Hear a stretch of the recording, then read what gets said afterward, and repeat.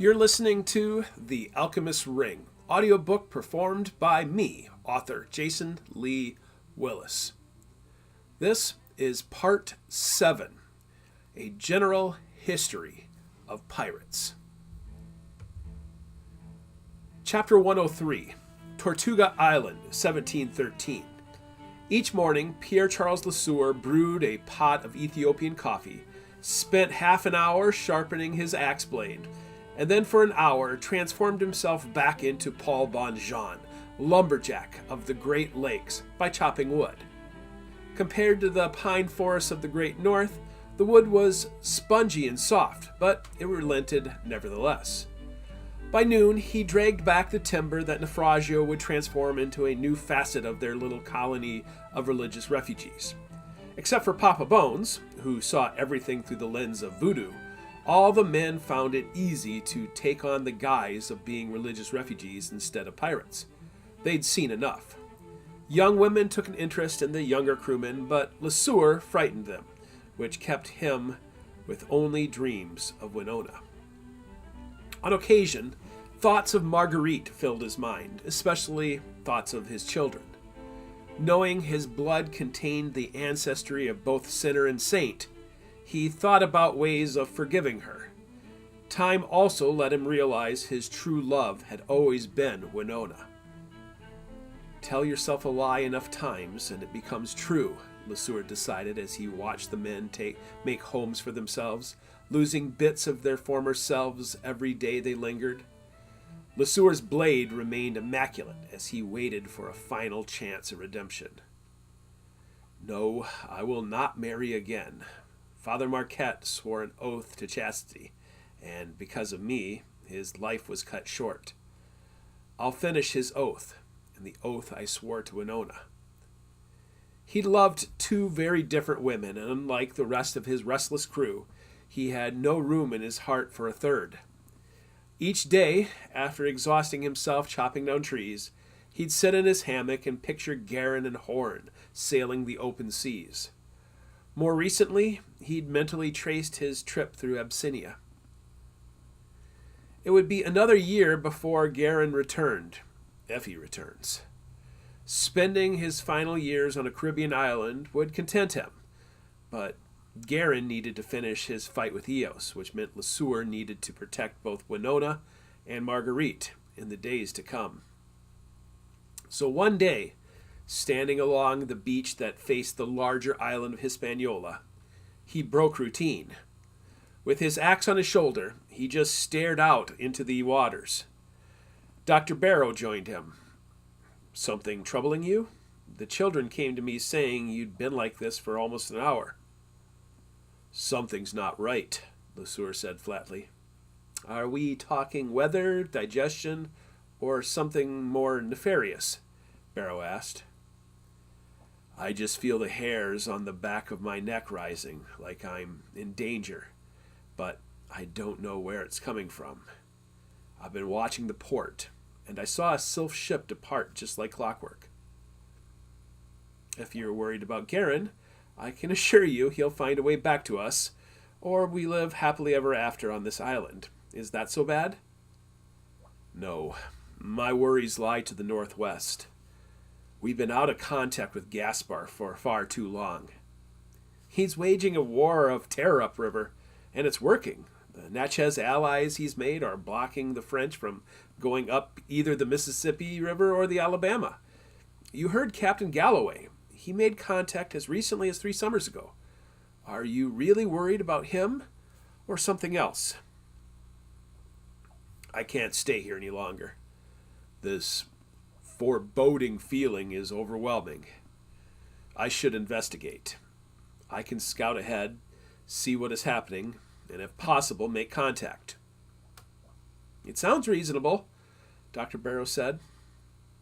Garin left the white zombie behind for a reason, but you should speak to Captain Johnson about it. Barrow slapped Lesueur's shoulder and winked at the irony of his complaint. 2 weeks later, a partial crew of the White Zombies sailed past the delta of the Mississippi River. Lesueur gave Del Toro command of the settlement. Josiah Farrow Dr. Barrow and Naufragio remained in Tortuga in case Guerin returned unexpectedly soon. From information gathered by the Sylphs, the settlements of Mobile and Fort Maurepas remained only a few hundred souls. While there were no stories of Marguerite Lesueur, he did receive news of a Madame Langlois, a widowed cousin of the Lemoyne family. She's dead to me, just as I am dead to her, he decided. His former in-law, d'Iberville, had died several years earlier, but another of the Lemoyne brothers, Joseph, now Lord Bienville, inherited the French colony, which means the Order of Eos remains. Narrowbon approached, studying the sketched map given to him by the Sylphs marking where they secretly met Gaspar. There will be 2 more small rivers, very close to each other, before we reach Marsh Island, as it's called. At the rate we're going, we should be there tomorrow. But, Bon hesitated. Nothing.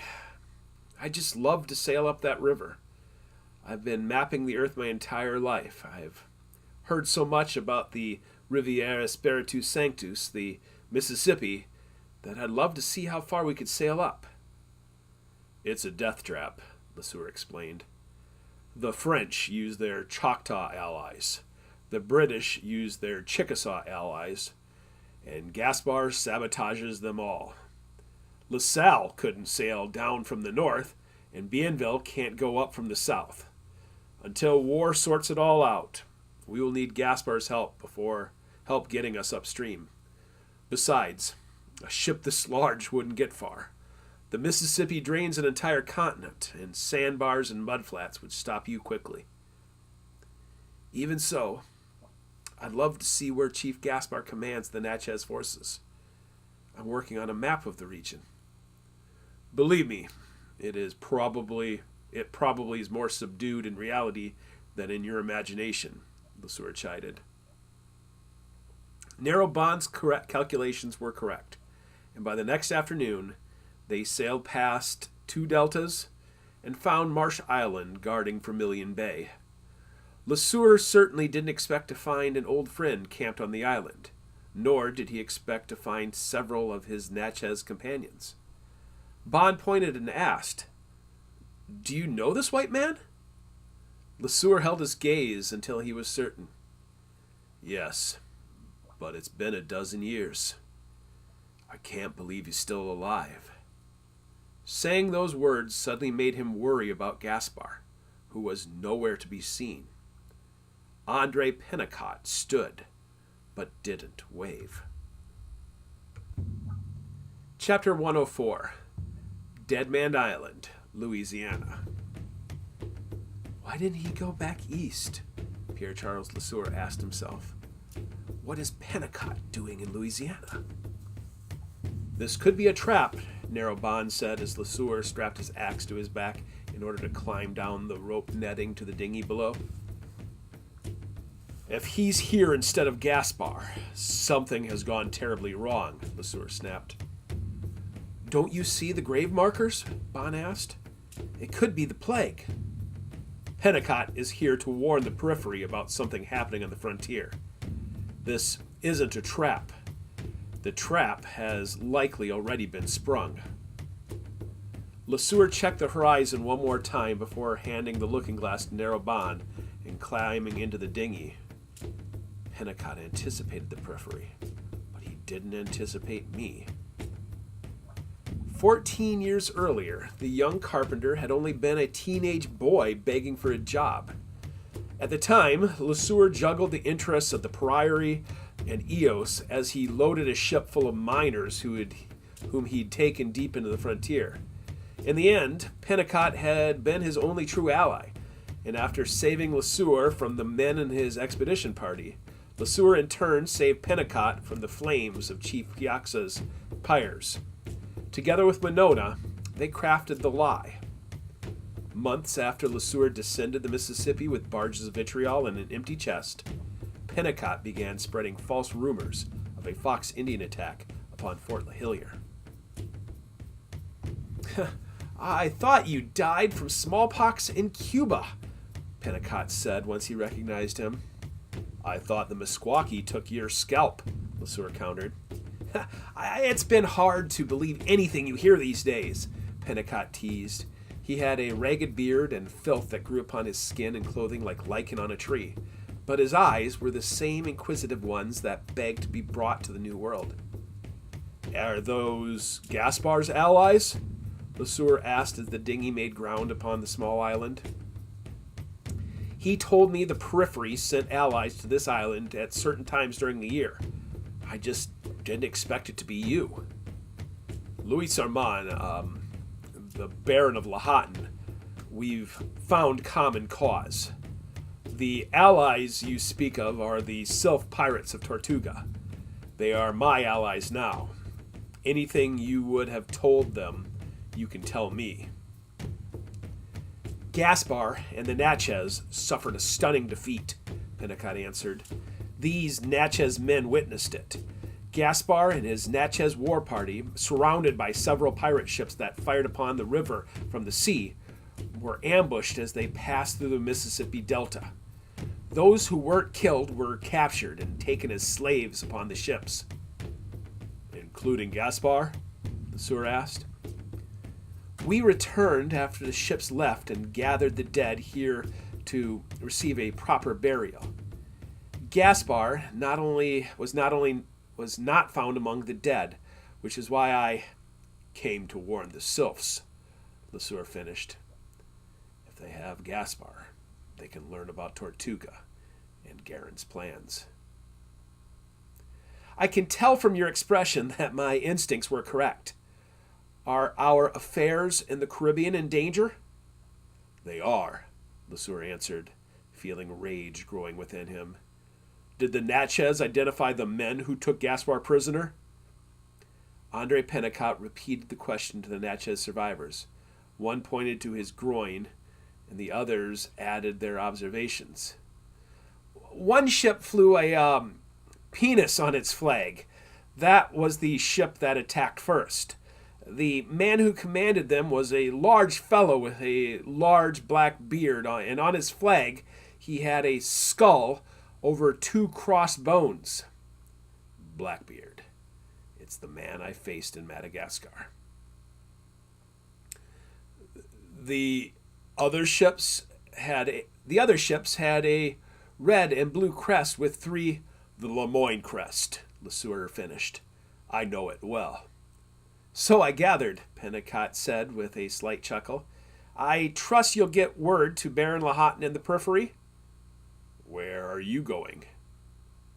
To help the Natchez regroup. Eos is sure to take advantage and secure all the Louisiana territory. I will return to help those in need.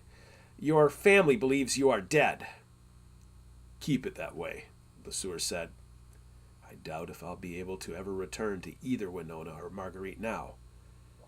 My men are in danger back on Tortuga. Stick with the narrative also. Tell the world I sailed down the river with the vitriol. Pennicott shook his hand vigorously. It'll be an honor to tell your story, even if we're the only ones who know the truth. Winona knows. So do all my friends. Once LeSueur parted ways and returned to the White Zombie, he privately told Nero Ban about their need to make haste. I only hope it's not too late. Chapter 105, Canal de Tortue, 1713. Edward Drummond double-checked the strait with his looking-glass just to confirm what his eyes told him. 1, 2, 3, 4. I see you. All 4 ships had returned to protect the settlement on Tortuga, unaware of his trap. Raise the black. Moments later, the familiar black skull smiled down upon him with the 2 thigh bones crisscrossed behind it. An ancient calling card, Drummond remembered, and a declaration of our intent. Back when Eos wore the cloaks of the Templar Knights, the skull represented the lost king from the Lost Kingdom far beyond the Atlantic. Newton had known this when his Black Fleet flew the headless flag. Now, he flew the head to remind his enemies of their true pursuit. For years, the Flying Sylphs, as they were known, had avoided the authorities by using tactics shared by insects and vermin, scattering to the darkness. Smaller and more elusive than the predatory warships that hunted them, they never got into a fight they couldn't win. Because of this, they ruled the area for the better part of a decade. Now, I will rule these seas. For the past 2 days, Drummond kept his own warship anchored and hidden 20 miles from the canal behind a peninsula. Thanks to his deceitful partnership with Newton, he captained one of the finest warships in the Caribbean, and the sight of it would cause any fleet to piss down their legs and run. The Pretender slowly built speed as it caught a westerly breeze, and the crew, with a hired boarding party of another 50 men, began to work themselves into a frothy bloodlust. "They've spotted us," Drummond confirmed as anchors raised and sails dropped. "All 4 will now scatter in different directions." He licked his lips, the little bit of tenderness not covered by his massive black beard. Like a Nazarite, he neither touched alcohol nor let a blade touch him since the ordeal in Madagascar. He swore to not cut it again until Eos returned to power in England. Although far from Catholic, Eos had the ear of the Catholic kings until the recent coup supported by the Prior of Ormuz, who supported the Protestant William the Orange. Thanks to the priory, rumors went out that James Francis Edward Stuart, dubbed the Pretender, was an impostor for the real prince who died at birth, while Queen Anne, James's half-sister, now ruled the rightful king, lived in exile. Before that wrong could be righted, Drummond needed to win the Caribbean. His Eos masters in Montreal, Boston, and Philadelphia gave him one purpose: terror.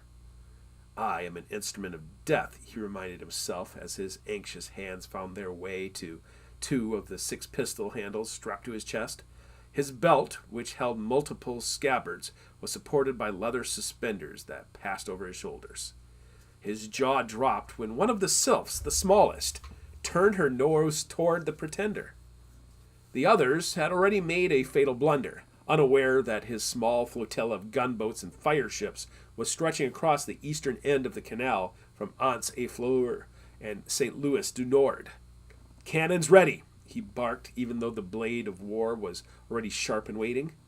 A suicide mission, he thought, as the single ship headed toward his powerful warship. In reality, the truest danger came from the other side of the canal. Although the success of crushing the Natchez after the success of crushing the Natchez in the Delta, Drummond's men now had confidence in their newest battle plan. A net of small ships continued to fill the 4-mile gap between Haiti and Tortuga. Relying on rowers instead of sails, the vessels took only a few minutes to assemble. Already the sharpshooters were picking off men from the rigging, while rowers and lit fireships began placing themselves in the path of the ships, with buoys extended that would snag the bow of a ship.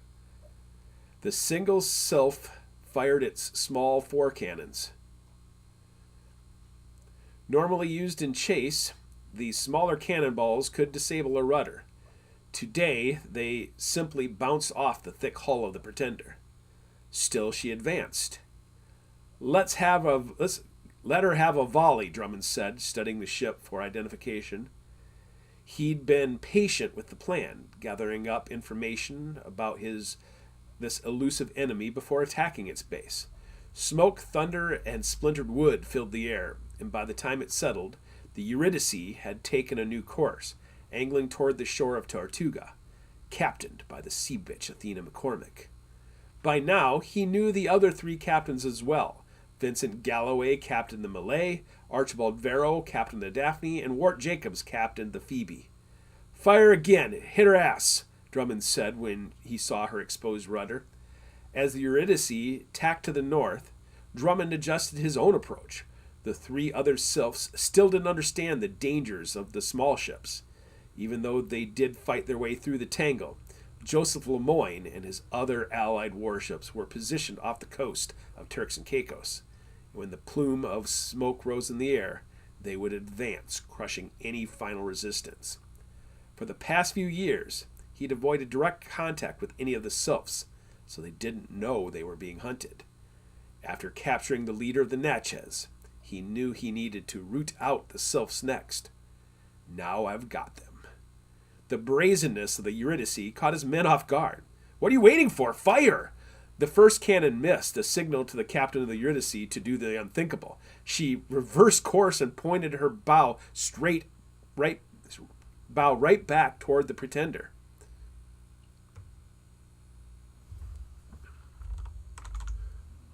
Drummond laughed at the foolish bravery being shown. Does she think she can ram us? Ready the boarding parties, Drummond bellowed, and hired mercenaries echoed his barbaric yawp.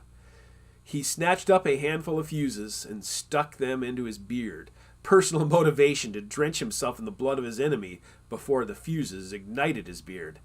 The vanguard, grappling hooks ready, rushed to the port side of the ship. The cannons tore into the Eurydice, and her sails dropped unexpectedly. She's ready to fight to the death, apparently. She's dropped her drawers, boys. This is it. His gunners made quick work of her mast, even as momentum kept her streaming towards them under full speed. Drummond glanced back to the east. His swarm of fire ants were already on one of the three ships, and the doom they posed made itself known to the others. But it was too late. Changing course meant they'd get entangled. He glanced back to the Eurydice, a small, hard-nosed ship whose hull remained solid despite damage to the rigging, which will change once we get her broadside. Put us alongside her, Drummond said to his navigator. He began to descend the stairs to the cheers of his vanguard. He'd no sooner reached the bottom stair when the Eurydice sharpened her turn directly at their own nose. A volley of cannon fire sent up a cloud of smoke, but by the time it cleared, her intentions were known. Drummond rushed back up the stairs, but he was too slow. The Eurydice struck his Pretender cheek to cheek, and the mass and momentum of collision nearly bounced the smaller ship out of the water and knocked her back several feet. The vanguard, unaware of the brilliance of the physics, cast lines immediately, and when she hit, those closest, about 8 men, jumped ship.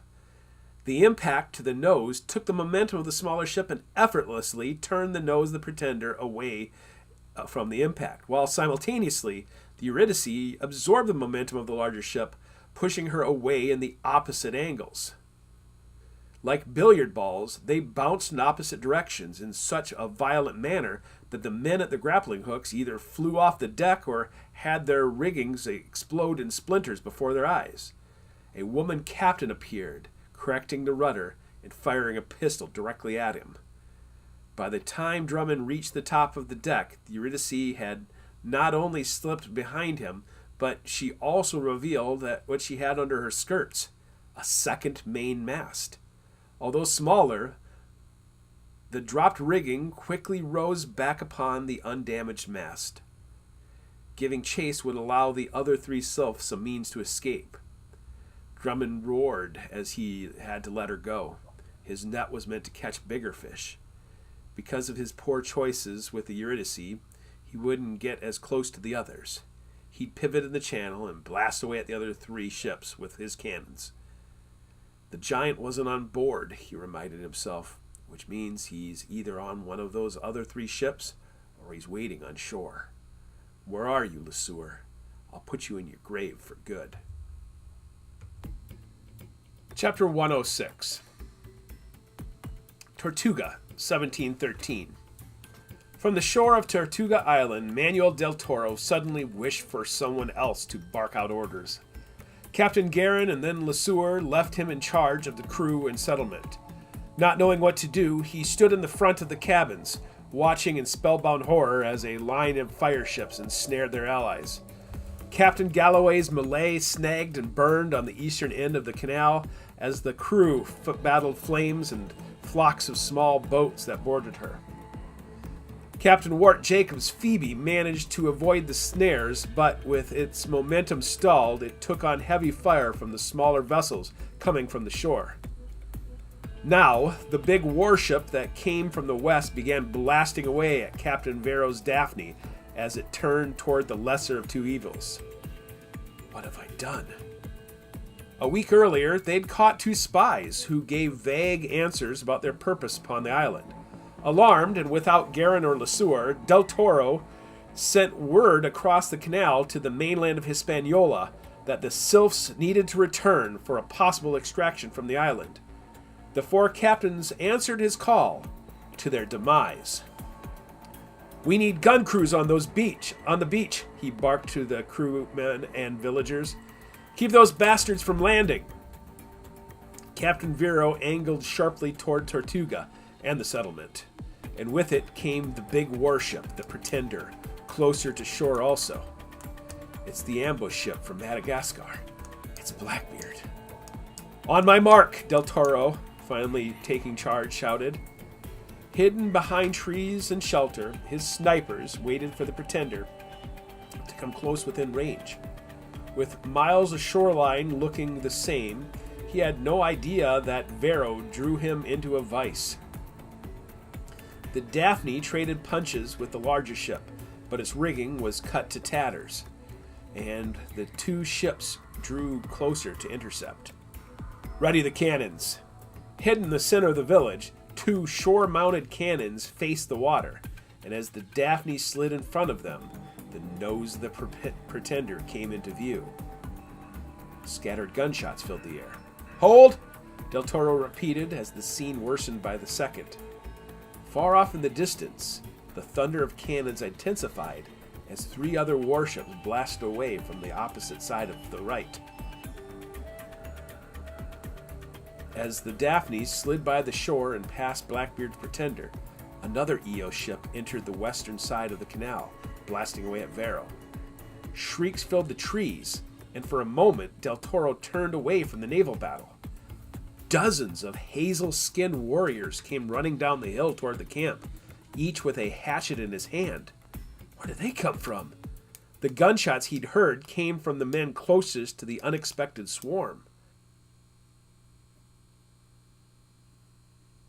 The cannons of the Pretender opened fire, not to create damage, but instead to direct the swarm of invaders to the beach. Del Toro lifted a rifle to his shoulder and fired, hitting one of the bare-chested maniacs rushing towards him. Before the cloud of smoke even cleared, three more filled the space. He grabbed his pistol. Why? Why? Where did these men come from? All around him, dozens of alien attackers swept over the village. Dr. Barrow wrestled one to the ground. Giovanni Naufragio turned to run, but was quickly chopped down by a hatchet.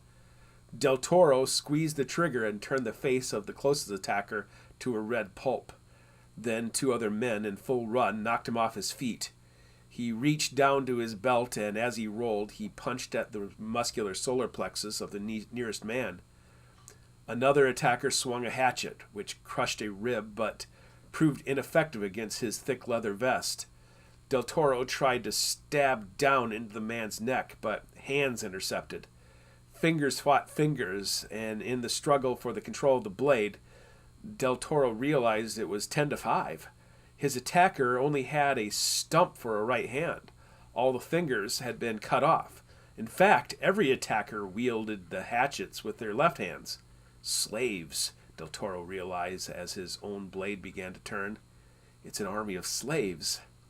His arms were no match for the strong arms of the slave, who pressed down on the hilt of the blade with his full weight. At first, the tip of the knife caused his whole body to convulse, but about the time he was ready to surrender to his fate, a pistol fired, splattering him with his attacker's hot blood. Professor Farrow extended a hand, pulling Del Toro to his feet, and then they were running from a swarm of attackers on their heels. Chapter 107, Canal de la Tortue, 1713. Pierre-Charles Lesueur rushed to the prow of the White Zombie as soon as land was spotted, and now, as the island of Tortuga loomed larger in his scope, He studied the shore closely. He risked the threat of the Spanish over his other enemies and spent the whole night sailing around the northern coast of Cuba, which was 80 miles from the northwestern corner of Hispaniola on the island of Tortuga. He'd already weighed the implications of Gaspar's capture, including the demise of the entire plan to send an expedition back up the Mississippi. Eos will learn we had a staging area. Nothing hid along the open northern shore of Tortuga, but in the canal, it could be another story. Prepare the ship for a quick change of course, Lesueur said to Narrowband. We just need to peek into the canal and, if necessary, to bounce right back toward the tail end of Cuba. Do you understand? Narrowband nodded and rushed back to the wheel. Be careful. Had he brought the full crew, he could both sail and defend, but without proper manpower or Benjamin Horne's experience, the white zombie was all but toothless. I just need to spot where the danger lurks. Lesueur's scope turned from the northern shore to the western point. Unlike the lush greenery of the rest of the island, the western point had almost an orange hue as waves peeled away at the topsoil and revealed the jagged underbelly of the orange limestone bedrock. At the extreme end of the peninsula, a large boulder had a peculiar-looking anomaly protruding from it. As they grew closer, Lesueur could tell it wasn't a geologic formation. A man sat in front of the rock. Be ready, he shouted across the ship to Narrowband. Holding his scope steady, he took measure of what he saw and who he saw. A pair of dark suspenders crossed from shoulder to belt, and the sleeves of a long-sleeved shirt remained white, even though the torso was stained with dark blood. The source of the blood came from a bright red cap, but instead of a true hat, it was the flesh and bone of a scalped man. The bloody corpse hid in plain view from one sailing, but was invisible to a hunter upon dry land. Professor Farrow died trying to warn us, Lesueur realized. Then the corpse raised a hand to wave. Shit, he's alive. Captain! Lesueur dropped the scope away from his wounded mate and spotted the caller, who pointed out an object in the water. Just 3 feet of wooden shaft protruded from the water. The mast of a ship. Slow us down, Bond. Don't get us any closer to the channel, or we'll be spotted. Hold us in place. Then, turning to the quartermaster, who was not Manuel del Toro, he commanded, 4 of our strongest men. Get in a boat and go get him. As fast as humanly possible. Go, now, while we pivot for a turn. The 10-year veterans responded without question. The skiff launched on the starboard side, and as soon as it touched the water, Narrowband skillfully spun the wheel, pivoting the ship 180 degrees in the water. By the time they turned and stopped, the rowboat had neared shore. Lesueur rushed to the back of the ship and then turned his scope to the channel, looking for a white sail coming out of hiding. Luckily, Bond stopped them before they entered the waters between the 2 islands. Is it Spanish or Eos? When he heard the pulleys lifting the skiff back up onto the main deck, he moved again to the center of the ship. Professor Farrow's scalping had not removed the hair, but instead left a long knife wound across the top of his forehead. The blood on his clothing did not come from a discernible wound. What happened, Farrow? Farrow slumped down next to an empty cannon. Del Toro died saving me. The savages caught us. One jumped on my back and grabbed hold of my hair, but Del Toro wrestled him off me so I could escape. Savages? What of the others? Farrow shook his bloody head. Warships attacked the channel. Slaves poured onto the island from the north. I've been hiding here for 2 days. Get us out of here, Bond, Lesueur bellowed, and the ship careened on its side as it pivoted directions. He jogged back to the rear of the ship, passing by Bond at the wheel until he stood upon the railing of the rear deck. Instead of focusing on Tortuga or the sunken ship off the point, he began scanning the channel. His instincts were rewarded. A couple small schooners came rushing from hiding spots on both sides, and a moment later, a big warship came out from a cove on the main island of Hispaniola. It's not the Pretender, damn it. Even if it was, I'd need a full crew. We need speed. We're going to have to outrace these bastards. Hang the shirts on your back if necessary. We need to catch the wind. Another day, Blackbeard. Chapter 108. Ormond House, London, 1713. Dipping his pen into the ink, Isaac Newton knew his true enemy was time. Now 70, he'd die before seeing the defeat of his other enemies, the Catholic Church and the Order of Eos. It didn't matter if it was a Julian calendar or a Gregorian calendar, both systems had indeed been taken into account, since each day that passed signified a defeat of sorts. Humanity was one step closer to destruction. Newton's hand paused as he crossed off the previous day's task, written on his calendar. He'd been actively at war with the future for 2 decades. But what do I have to show for it? He'd next looked at the schedule for the day, and 2 initials told him what he needed to know. CB. His niece would be returning with a list of updates, defeats, and hopefully a few victories to lighten his burden. He flopped into his oversized love seat, pulled a blanket over his feet, where his robe didn't reach, and calculated the time until Catherine arrived. 128 minutes. It gave him time to think. How many days does humanity have left? Approximately 127,020 days. That was when the great comet would chime the final hours of humanity. Newton knew there was a deviation of exactly how many days, but his approximation was based on the median of his numerous theories. How many days do I have left? His ailments were multiplying by the day, if not hour. The thought of living to 80 seemed incredulous. Even if he reached 80, he'd only have 3,650 days remaining on his ticking clock. How shall I spend this day? So as he waited, he devised a plan. When Catherine Barton blew into the room 2 hours later, he knew she had no idea why he was smiling or why he greeted her with, "You are a goddess." "Please," she scoffed. "I looked at myself in the mirror before I left." "How is Halifax?" She huffed again as she prepared for the briefing, and after several moments, she muttered, "I am surrounded by old men." In typical fashion, she then answered the question with layers of meaning. "Things are in order." Now 34, she was as beautiful and voluptuous as she'd been when he unleashed her upon the aristocracy of England. The two had conspired together for 20 years. As the primary mistress of Charles Montague, Earl of Halifax, she'd spent the better part of a decade gleaning information for Newton.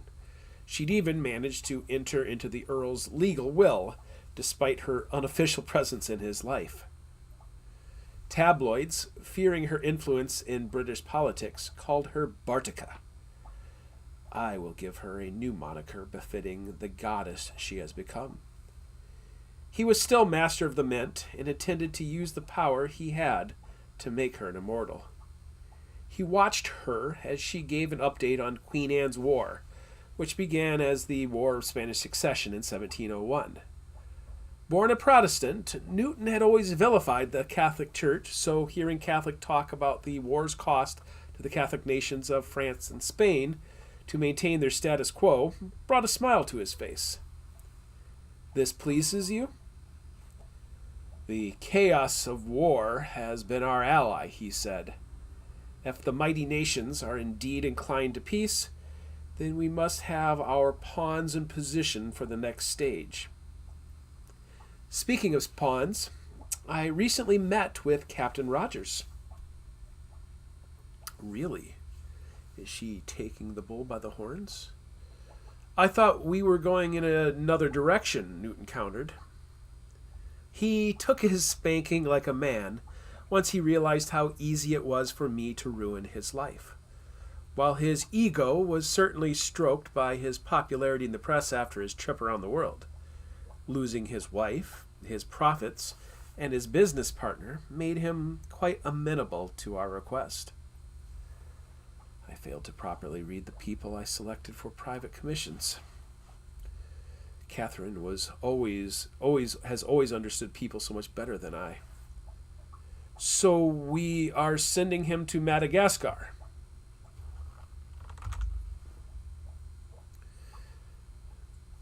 If Queen Rhaena lied about her involvement in the conflict, she likely lied about other things, so another venture to Madagascar was warranted.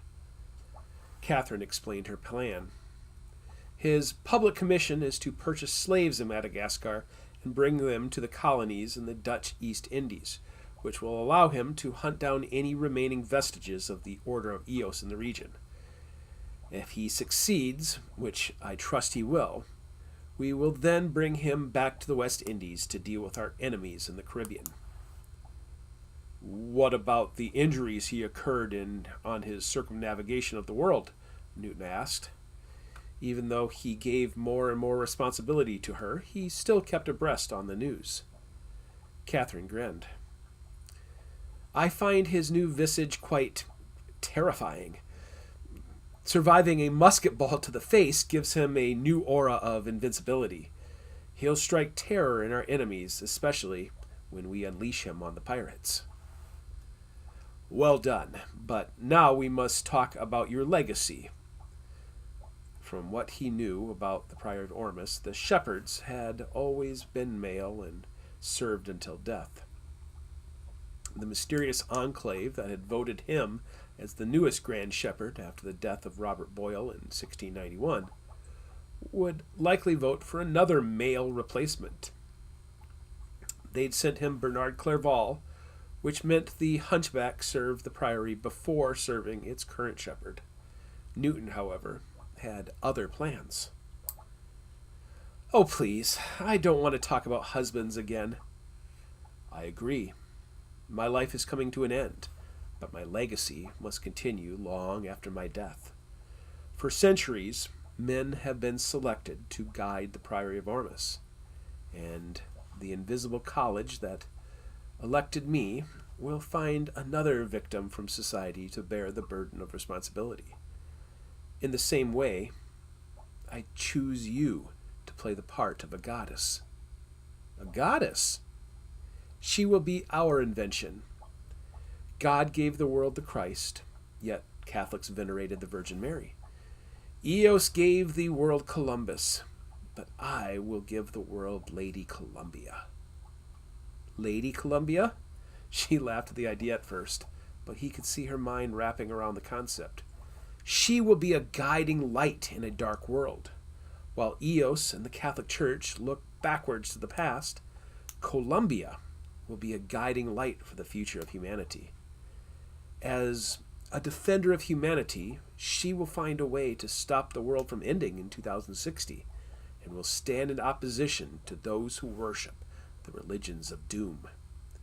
You will be the manifestation of this goddess, and then will pass the mantle on to another impressive woman who will help guide the destiny of mankind. Will you become Lady Columbia? The Prior of Ormus offered the world to me, and it almost drove me insane. She put a hand to her chest and looked up to gather herself. You've grown quite eccentric in your old age, Uncle. If I say yes, can we then return our focus to Captain Rogers hunting down pirates? First, we'll finish discussing my vision for Lady Columbia, and then you can plot the destruction of our enemies. Chapter 109, Foul Point, Madagascar, 1713. 15 years earlier, Louis Armand Guerin threw himself at Queen Rhaena's feet as a one-eyed beggar.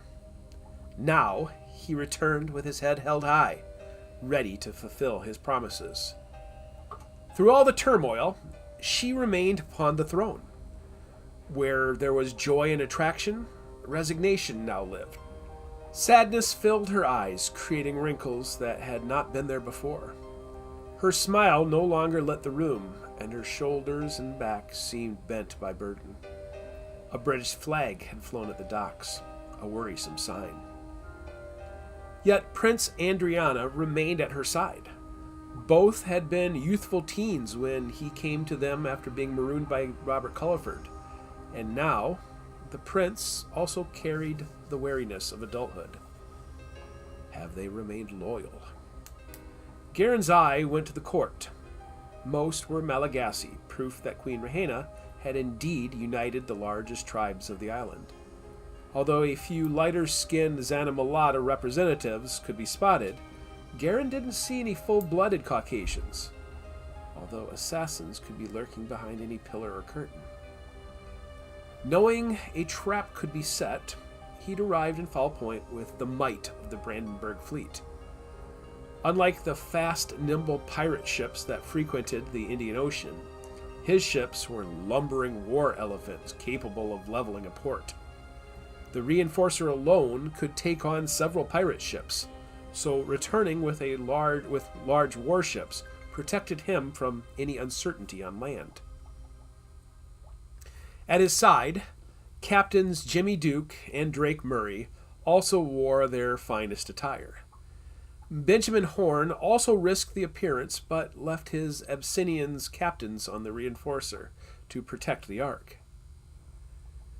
Dutch captains Dahlman and Kickert, who captained the other Prussian ships, stood on the flanks.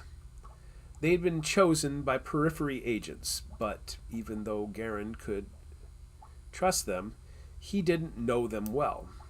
Over the past year, they'd only gotten to know each other when making port. Along with the procession of captains, Louis Armand brought holds full of goods to trade, and most importantly, a sampling of ancient treasures stolen from Oak Island Vault. He knelt down, followed by his companions, and hoped for the best. "I am your humble servant, Queen Rehena," he ended. "Seeing warships off the coast concerns my people," she began. "What are your intentions?" "To fulfill a promise I made years earlier. For centuries, foreign pirates have plagued your waters and ports. I have come to rid you of these threats so that your reign might prosper even greater than it has already." "You're late," she said, standing up from her throne.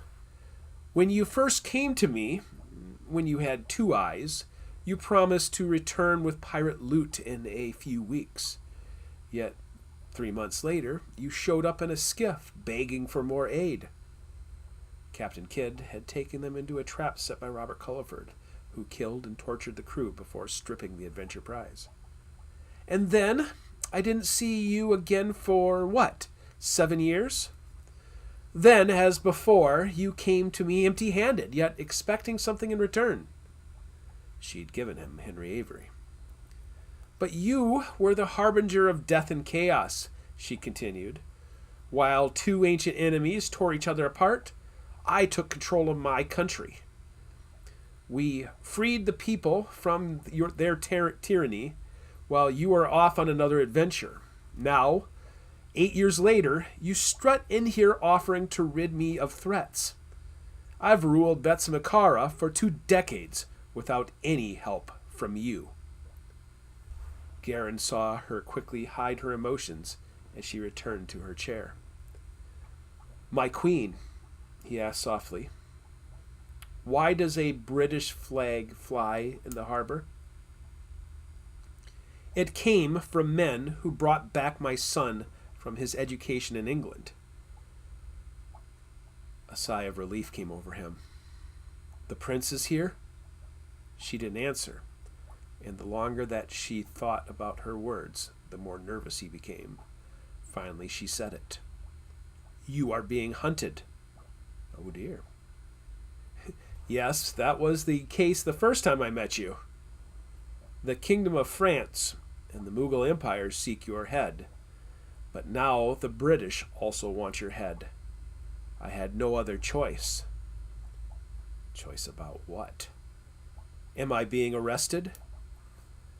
When they returned my son, I had no choice but to feign loyalty to England. He's a young man, but he lives far from Foul Point with his Imarinese wife. Despite all of his mother's political meddling, he has a choice to rule for many years in a united. He has a chance to rule for many years in a united Madagascar. I'd very much like to meet the prince, my son. She scoffed at the suggestion. For all I know, you'd take him away and I'd never see him again. I must protect my son just like I had to protect my people from its enemies. Are you saying I'm an enemy? Of course not. But our enemies know you. You once gave me your true name, and now it is being used by your enemies who know the names Gareth the Grand and Captain Red-Eye are only aliases for a French baron. If they know my name and know you had dealings with me, then why would they return your son to you? Luck. They released him while they still believe I'd been a willing accomplice in the destruction of Eos. They learned the truth after he'd been sent home. A few months later, they came blustering threats if I didn't help them find you. That is what I meant when I said you're being hunted. Who is this man sent to hunt me?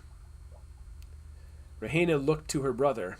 Prince Andriana answered, He is Woodes Rogers, son of a man who died at the Battle of Antongal Bay. He pressed for information, and now he holds you and the surviving pirates responsible for what happened to his father. He pledged to spend the rest of his life hunting them down. Fed by Newton's lies. And where did he sail when he left your palace? He'd just come from the Dutch East Indies, Andriana finished, and he sailed for England in December of 1710. Because of my 2 books, Rogers logically thinks I'm affiliated with the Dutch and hiding in Indonesia. The moon of England waxes strong while the other empires begin to wane. Soon there'll be no place for me to hide in this world. Captain Rogers claims he will return with an expeditionary force to claim Madagascar as a British colony, Queen Rhaena added, and it's already been 2 years. No, for the love I bear you, my queen, no. My fight with the puppet master is not over, and I will not see your land become a colony. May I speak with you in private? She looked to her brother, who shook his head. I'm not a foolish girl anymore, she said with a faint smile. Our dealings will remain public. This is my offer. I must help my Abyssinian friend return home. But while I am away, I'll leave my trusted officers here to show you I am a man of my word. They will root out any vestiges of Eos and will make sure this Captain Rogers does not lay claim to your country. And what do you ask for in return? I've had enough of a life of adventure, Garrett admitted honestly. All I ask for is a chance to meet the prince. A chance to meet my son. Chapter 110, Tortuga, 1713. Athena McCormack knew the risks, but she returned nevertheless. Together with the White Zombie, she piloted the surviving Sylph ship into the channel. Through her looking glass, she carefully watched the far shore of Hispaniola for any ambush ships. But 2 months after the attack, Blackbeard's ships had all departed. All 3 Sylph captains had died, yet she'd been able to find 36 survivors who'd made it to Hispaniola. Those survivors willingly volunteered to serve for Captain LeSueur, who pledged to get revenge for the slain. Now, with both ships repaired and manned, they anchored off the shore of Mar Rouge. Little remained of the former Huguenot village, and no one greeted them. "I need to see for myself," she said to her quartermaster. "I'm going ashore also." A short ways away, she saw the towering figure of Pierre-Charles LeSueur joining the men sent to scout the island. Once she stepped into the surf, she saw movement in the jungle. 3 men, all armed, stepped out into a clearing 100 yards away from the beach. When she saw a yellow and red flag bearing the unique Huguenot cross upon it, her legs almost buckled. As a girl, she'd lived in a similar settlement as Mar Rouge, until it also fell under attack and she was taken away to a new fate. When the kids appeared, she almost shed a tear, but the barnacles that grew around her heart kept her wary for the next threat.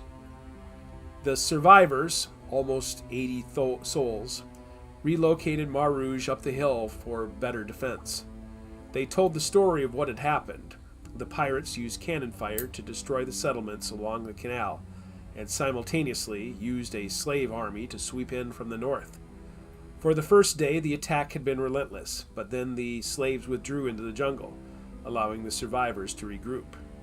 Now they were clustered together on the far eastern side of the island. After destroying Basse-Terre and scouring Trois-Bateaux, the bombardment stopped. The pirates cruised the area for a week until Spanish ships chased them off. "I'm going to tend to my dead," LeSueur said once the explanation had been given. He walked off to Basse-Terre, leaving Athena to a similar task. By later afternoon, Athena McCormack better understood the cruelty shown by Blackbeard in his attack on Tortuga. "I buried Dr. Barrow, Giovanni Naufragio, Papa Bones, and Manuel del Toro," LeSueur said. "You and I have lost many good men." "I've uncovered the mystery of Blackbeard's army," she said. "He took hundreds of our Natchez allies as slaves. He unleashed them upon Tortuga with the threat that it was kill or be killed. Once the Natchez wore themselves out, they better understood what Blackbeard had done to them." "Yeah, we ran one down," LeSueur added. "The poor devils had no idea we were allies. I released our prisoner and told him we'd bring food and supplies." "Should we evacuate the island?" Athena asked. "Bring everyone to another location?" LeSueur shook his head. "He's made his move. Queen Anne's war is over, and now Spain will protect what it has kept. Blackbeard knows this and has likely withdrawn to friendlier waters. Besides, Luis Armand will return here, unaware that his plans have been crushed." "So you will stay?" Athena asked. "For now," LeSueur nodded and sighed. "Savagery." "Then let's unload supplies for these poor people. You can tend to the Natchez. Keep them on the far side of the island for the sake of these poor families. Then tonight we'll organize a plan." Part of her wanted to just sail away and leave the troubles behind. Another part, however, wanted vengeance. Chapter 111, Nassau, Bahamas, 1714. Edward Drummond anonymously ruled the colony as Blackbeard. He stood at the window of his cabin and looked over the sleepy town and distant harbor filled with dozens of pirate ships, many that now flew the black. His alliance with several key scoundrels turned the 700 islands of the archipelago into a confederacy of pirates. But he didn't sit on the throne. 2 local scoundrels, Benjamin Hornigold and Henry Jennings, sat in the spotlight for him. Both men had gained a fearsome reputation during the War of Spanish Succession, and now used that reputation to gain a stranglehold over the Caribbean. For the next fight would not be over the rotting throne in Europe, but for control of a new throne, America.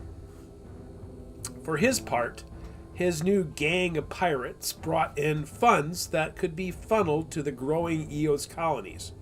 Already, the Order of Eos used fire and water to temper the steel of its new home. While Hornigold and Jennings were necessary allies, he still had Patrick Dalziel's Earl Mar and Joseph Lemoyne's 2 warships, the Griffin and Salamandre, also in his pocket.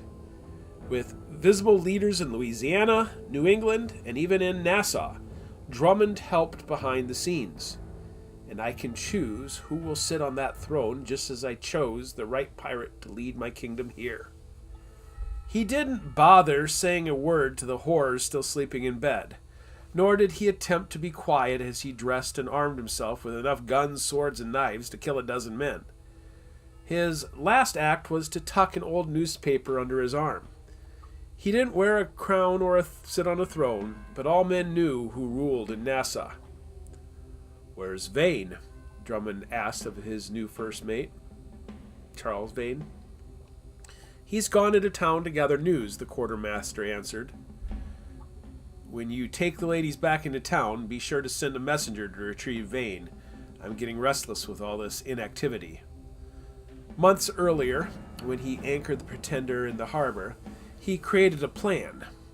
The white zombie and the Eurydice had escaped his grasp, and while the gutting of Tortuga pleased his Eos masters, he wanted to find his true enemy, so he initiated a practice of slowly torturing the Tortuga captives each night on the deck. The screams and cries for mercy echoed over the still waters of the bay, forcing the musicians to play louder to keep the chill away. But late into the night, the screams would continue, and now there wasn't a man upon the island that didn't look away as he walked down the street. The spectacle told everyone who they were and where they'd come from, which was the purpose. He'd even give them food and water if they shouted out a man's name. He wanted his enemies to know that their friends were taken to the Bahamas. His prized prisoner, however, he kept locked safely in his brig. On his way there, he stopped by for a plate of breakfast, which he carefully carried all the way downstairs to the treasured captive. All men break under pressure, even the mysterious strategist with so many names. Charles Vane had helped extract the information, and as a result, received the promotion. "Good morning, Addario," Drummond said as he set the breakfast in front of the metal bars.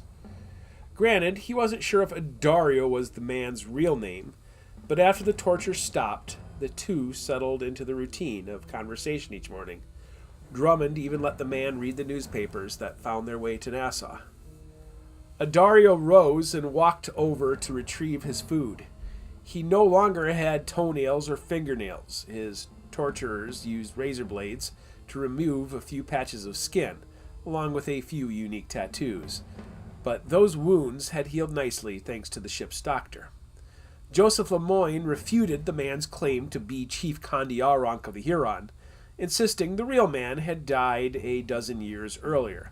But the Canadian did support the idea that the man had once been part of the platoon.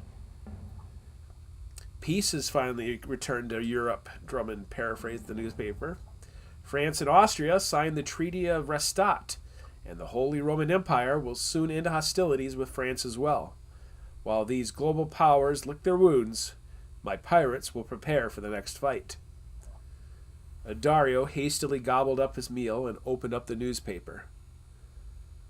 "The king of Babylon conquered the Hebrews and brought them back as prisoners. The great king asked the Hebrew prophet to interpret his dreams. One day, instead of seeing events generations in the future, Daniel interpreted the king's doom." "The writing on the wall," Drummond finished. "See, Addario, that is why I like to start my day with you. You, sir, are wise. Do you see any omens or portents in the newspaper that spell my doom?" Addario shook his head. "No.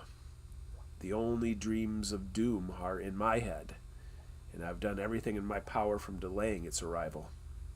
"Ah, I like this topic. My ancestors called it the Ragnarok. What do your people call it? Adario's eyes narrowed.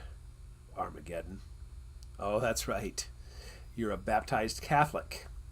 What about your tribe? What do they believe? Adario didn't answer. You understand that I only keep you alive as bait for my enemies. I sent that patch of skin to my allies in Montreal. If I keep you alive long enough, I'll eventually learn who you are and where you come from. Do you see yourself as a warrior of light, preventing the doom of man from coming? There is nothing I can do to prevent the doom from coming.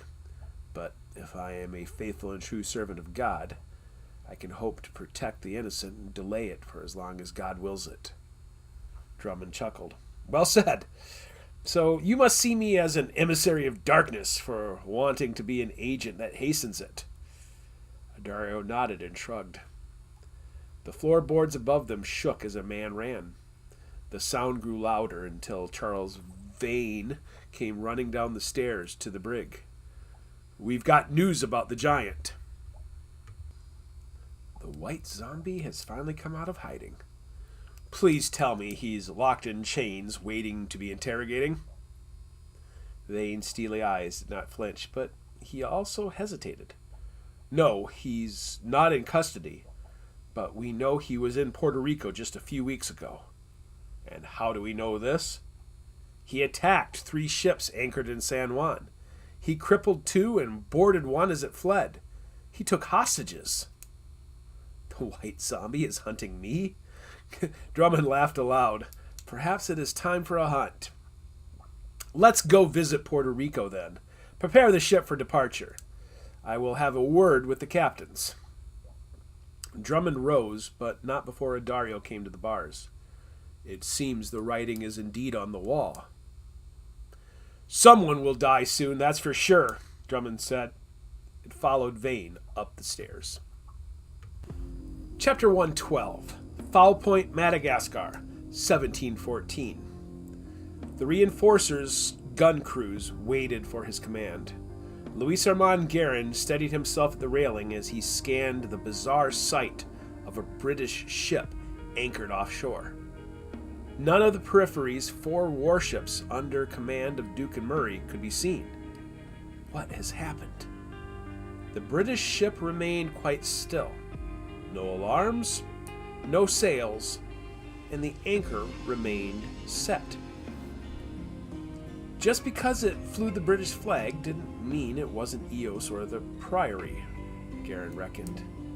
As he grew closer, he spotted the ship's name, the Delicia. Sail! The cry came from the crow's nest.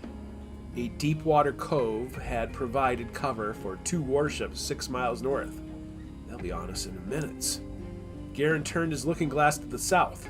A small river 6 miles south of Foul Point created another deep anchor channel near shore. 4 ships. A good omen. Guerin looked to his navigator, who was ready at the wheel to pivot and head for deep water.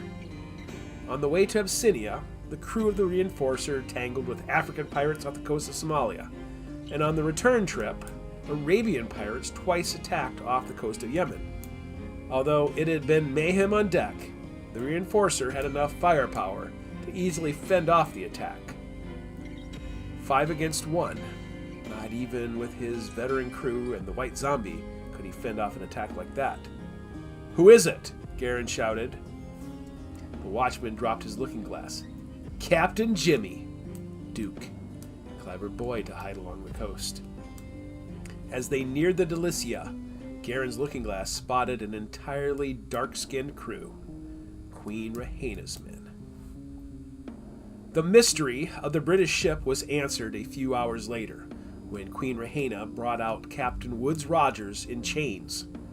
Ironically, his mission had been almost identical to Duke's mission, eradicating any remaining Eos pirates.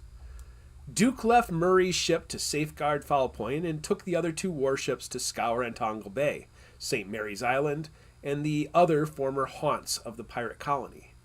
By the time Captain Rogers rounded Cape Town, Duke had finished his offensive mission and turned to a defensive strategy for any visitors.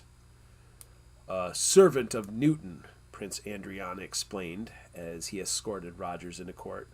"His public commission was to eliminate pirates, turn any Eos colonists into slaves, and then look to establish a friendly port for an English colony." "How many Eos colonists did we find?" Duke answered first. "We rounded up a few hundred on the islands." "And where would you have brought these slaves?" Garin asked Rogers. Rogers appeared to be in his 30s. Life at sea had weathered his skin, and a gruesome injury to his face made him a formidable-looking fellow, even in chains. "I'd sell them to the Dutch East Indies." "The Dutch? A fitting end for the Eos colony? My queen, has he avoided taking any of your people as slaves?" "Your men certainly didn't allow it," she said, with a rediscovered playfulness in her eyes. "You can do with Captain Rogers whatever you see fit. Especially since the last time he visited, he specifically searched for you." "Me?" Garin grandstanded. "What did I ever do to him?" Her smile appeared. Obviously, I've delivered on my promises to her. "He's looking for a man named Edward Drummond, known for his long black beard, and Baron Lahontan, known also as Gareth Legrand and Captain Red-Eye." "Then you'd be relieved to know that you're not standing in the presence of either Edward Drummond or this Baron Lahontan, although even if I was this French aristocrat, I certainly would not be your archenemy. Even though we've never met, Captain Rogers, I feel as if I know you, or at least your master." "I don't have a master," Rogers retorted. "Oh, we all have masters," Garin chuckled. "How did Newton acquire your services? I'm just curious." "He offered a chance to avenge my father, who was killed by traitorous men after the Battle of Antongal Bay." "I saw it happen," Garin said, remembering Blackbeard's ship heading off to open ocean. "You see, I am a servant of many masters, including Queen Rhaena, but I do not serve Eos, and I do not serve the Priory. The man you seek, Edward Drummond, is my enemy also." "Then we have common cause," Rogers added. "No, I only have cause to kill you. Your master is a different sort of villain in comparison to the Men of the Dawn, yet he is a villain nevertheless. I stand in opposition to him and his plans." "I only want to avenge my father," Rogers said. "And I only want to protect the Malagasy people from evil puppet masters, which makes you my enemy. However, what would you say if I could give you this Eos pirate named Drummond?" "Tell me where he can be found, and I will be indebted to you," Rogers added.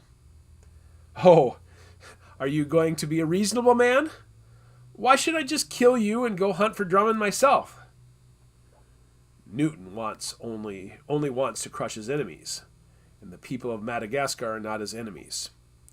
Give me the Eos survivors, and I'll use them as proof that the famed Templar colony no longer exists.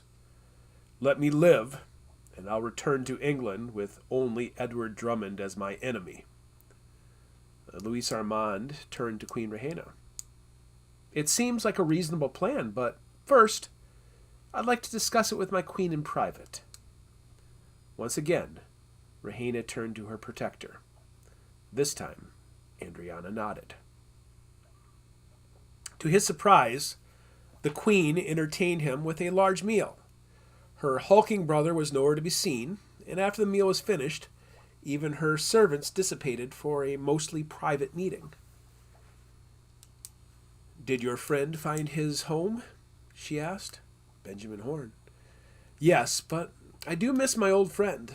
The people of Abyssinia now know they have a faithful ally here in Madagascar. They also wish to keep the remaining treasures a secret between the two nations. And what will you do now that you've fulfilled your promises here? Surely she doesn't expect me to stay. Another friend of mine awaits my return. He's left behind a woman he truly loves in order to protect her and her people. With my help, he hopes to reach her one more time to make sure she is safe. And what if she does not need his protection? Are we talking about Winona and LeSueur, or you and me? If she no longer needs his protection, then he can retire in peace and quiet. He understands that given all the time that has passed between them, that she's likely living her own life by now. He certainly doesn't want to impose himself into her life. Simply knowing that his lost love is safe to raise her children is all that matters to him. It is a noble quest, she added.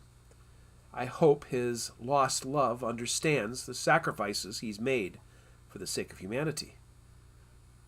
Just as I hope she understands the personal loss he's also experienced, Garen answered coyly. What will become of you? Will you remain as Queen Regent here at Fall Point? My brave son has united the scattered tribes of Madagascar. The Imarina, the Tisoka tribes, the Saklavala, and the Zanamalata have joined the Betsamakara in a pledge to oppose any foreign control or influence, even if you didn't have to run off to help your noble friend. There would be no place for you here in court. What about King Laho? I'd very much like to meet him before I go. He's what, a lad of 16? He's 20. Queen Rehena spoke the lie effortlessly. Unfortunately, your son is far away from the priory, Eos and the Jesuits, and even the periphery. He is with his young bride, Beta, who is pregnant with another child, his future heir. My grandchildren. Garen could not hide his disappointment. You said I'd be allowed to see my son when I returned from Abyssinia. Long ago, when we first met, you told me how you were sent to Rome because you are a bastard son of a nobleman. Laho is the rightful heir from my marriage to Thomas II. Like your mother, any child conceived out of the bonds of marriage would not be allowed to rule, and with Thomas dead for 20 years, Laho will remain my only heir. Even if Thomas II had given me a second son, what would his lot in life have been? A second son? If his father's estate is wealthy, there are many things he could do. My friend Charlie, for example, left his father's estate in France and made a name for himself on the American frontier. Elder brothers often see the younger brother as a threat. Queen Rehena nodded. Yes, and for that reason, you will be allowed to see your son. Why is she toying with me? Queen Rehena called to her servant. Bring in Prince Zanahari. Her eyes returned to Louis Armand as she waited. In my people's legends, the name Zanahari belongs to a god of the air, and sometimes the soul, which is taken away by the sun. Instead of a young man of 16, a curly-haired boy of 9 walked beside his much darker-skinned escort, who left him at the side of Rehena. While there were many similarities between the two, Louis Armand Guerin saw more similarities with himself. My brother and I have kept his identity hidden for the past 9 years. To the outside world, he is an orphan left behind after the Great War of 1705. Meet your son. From the age to the appearance, Louis Armand had no doubts. Both hesitated, and once Rehena pushed the boy forward, Guerin wrapped him in his arms in a sustained embrace. Rehena explained, My brother and I must maintain King Laho's line, especially now that he is married. Bringing him here would only raise doubts amongst our enemies, but Zanahari, he knows who his father is. You're the one who helped my mother win the war? Zanahari asked. Garen chuckled at the oversimplification. I did my part. I hope I helped end it. She told you about me? The boy nodded. You've given me 2 great treasures, Queen Rhaena said. One I must keep for myself, and the other is yours. Mine? You already understand the fate of a second son, especially one without a public birthright. While I wish I could keep him here, it is an uncertain future. I also know that if you leave Madagascar, you will likely never return. My brother and I discussed it, and we think it is in the best interest of Zanahari to begin a new life on the far side of the world. We're going sailing, the boy said. His son. Chapter 113, Santo Domingo, Hispaniola, 1714. Pierre Charles Le Sueur waited patiently as his young crew struggled to lift the anchor. Most were local fools hired recently from the docks of San Juan and Santo Domingo. He patiently tolerated them taking 3 times longer than his former crew had done. Despite their incompetence, the white zombie looked as fierce as ever. Looking north past the busy port along the southern shore of Hispaniola, he saw a dark cloud bank coming from Florida. A storm is good. It'll only add to the chaos. Warship! The cry came down from the crow's nest from a man who he barely knew. It's small, Captain Johnson, but heavily armed. The flag? Le Sueur asked. Too far away. It's not slowing down to come into port. A lone wolf hunting for me. Let it be the Blackbeard. The anchor lifted and the sails dropped, which allowed Le Sueur to pull away from the southern shore of Hispaniola. He knew if he lingered in any neutral port, news would reach Eos. His assumptions centered on the idea that the single ship would be a scout instead of a pack of wolves. The large port acted as a public shield against brazen attacks. The only issue would be if a half-dozen Eos ships descended on him at once. 3 miles after pulling out of port, Le Sueur turned away from the ship to study the billowing black clouds north of Hispaniola. As black as my heart. Vengeance hung in the air as the downdrafts filled his sails. He turned east, and the enemy ship veered closer.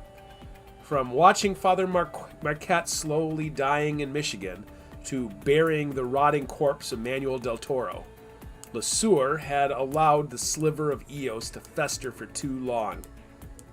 And today, live or die, he meant to begin extracting the infection. It's the Earl Mar! The answer came from the crow's nest. Dalziel. Has he raised the dauber? Not yet, but he's tracking towards us, Captain Charlie. Since the attack on Tortuga, Le Sueur had done his research on his enemies. Of all the flags and coats of arms that flew in the Caribbean, Dalziel's was the most unique. According to the family legend, their name and coat of arms was earned after Scottish King Kenneth II, kinsman, was captured and killed by the rival Picts. The body of the nobleman was stripped naked and hung upon a gallows in view of his men. Incensed, King Kenneth offered a sizable reward to the man who could retrieve his body. Captain Dalziel's ancestors stood up and said, I dare, which in the old tongue was Dalzel. The body was recovered, and the coat of arms flown since that day was a matriculated nude man, which in Captain Dalziel's case had an enlarged penis, or dauber, for effect. Any ship that engaged or failed to surrender to the dauber would have their necks tied to their ankles and thrown overboard to be fucked by the ocean, as Dalziel put it. Le Sueur wanted Blackbeard, but he'd take Dalziel, the man who raped Emperor Aurangzeb's daughter on the Ganges Sawai. The bow chaser of the Earl Mar fired a warning shot, but Le Sueur had no intention of turning around for the safety of the port. He angled for a spot along the southern shore, 20 miles from the port. With a full crew, he'd have the firepower and maneuverability to deal with the smaller, faster vessel, but he'd taken on the bare minimum. They raised the dauber. That's right. Come closer. LeSueur had spent his life fighting smaller, quicker men, and now with ships, the same tactics would be used. Keep us close to the shore. The storm is pushing us pretty hard, his navigator explained. Will God foil my plans or aid them?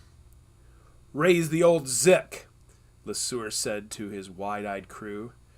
LeSueur had modified a flag for the white zombie, and on white fabric he used black ink to draw the menacing figure of the monstrous Alchemist, which the Abyssinians called Zictaenia, and Winona knew as the shape-shifting No-Soul. The horned figure held a spear that pierced a bright red heart with 7 skulls decorating the edges of the flag. Return fire on the starboard side. Aim didn't matter, for it drew the Earl Mar into a more aggressive angle just as they were reaching the cove. Does he see her?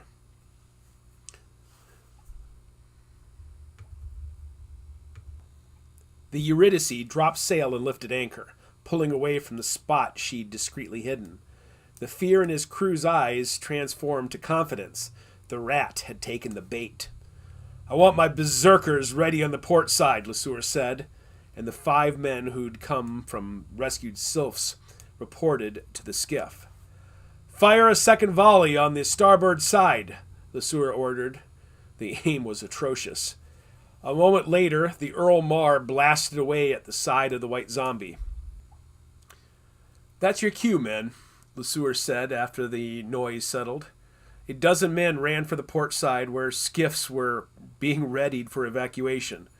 LeSueur clutched the lead fur-wrapped bundle dangling at his chest. His axe was strapped to his back, and he had 2 pistols and 2 knives ready. His berserkers nodded that they were ready. One last volley, LeSueur called out with the Earl Mar looming on the starboard side. 3 brave souls ran from the readied skiffs and fired off the remaining cannons.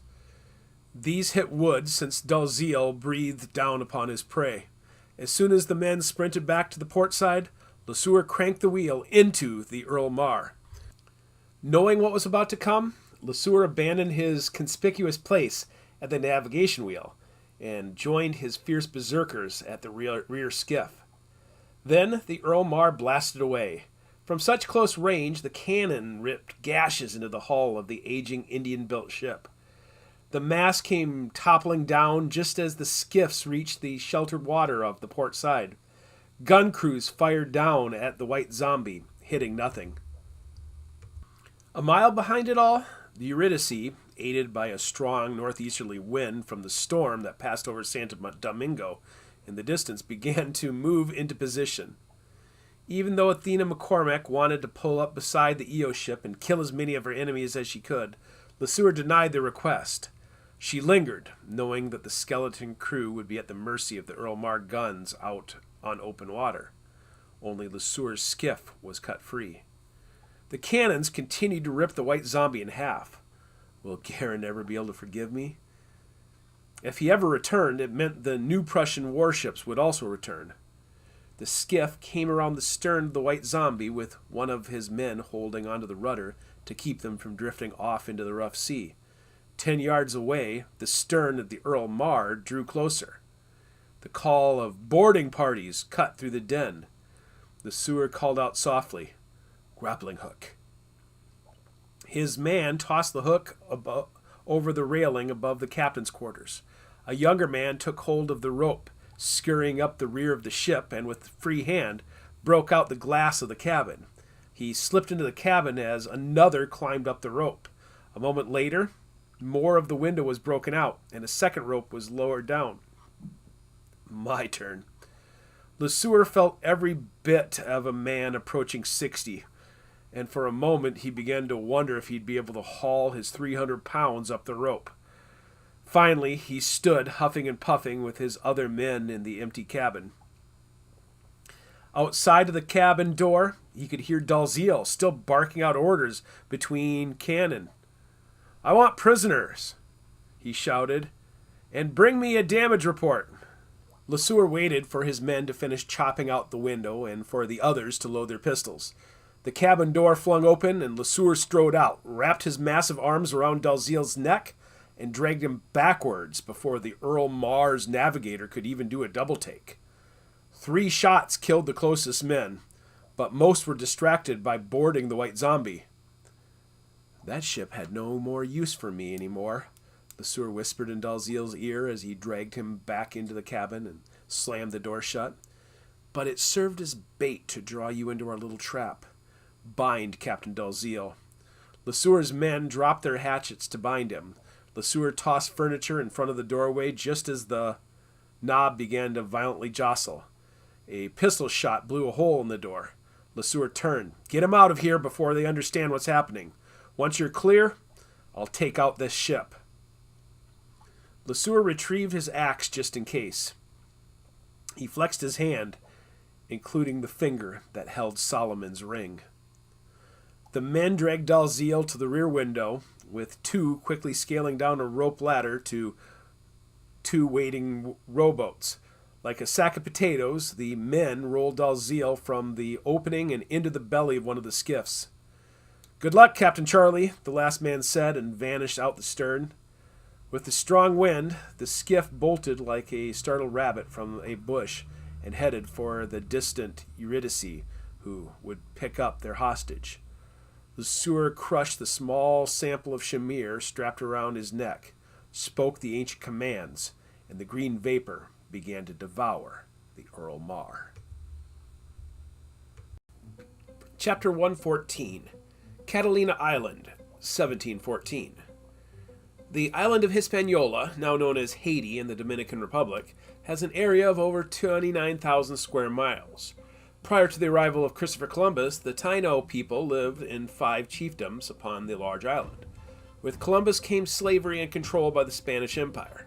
The sugar plantations used slave labor from the Taino, Africans, and enslaved Muslims, while the western portion of the island remained empty.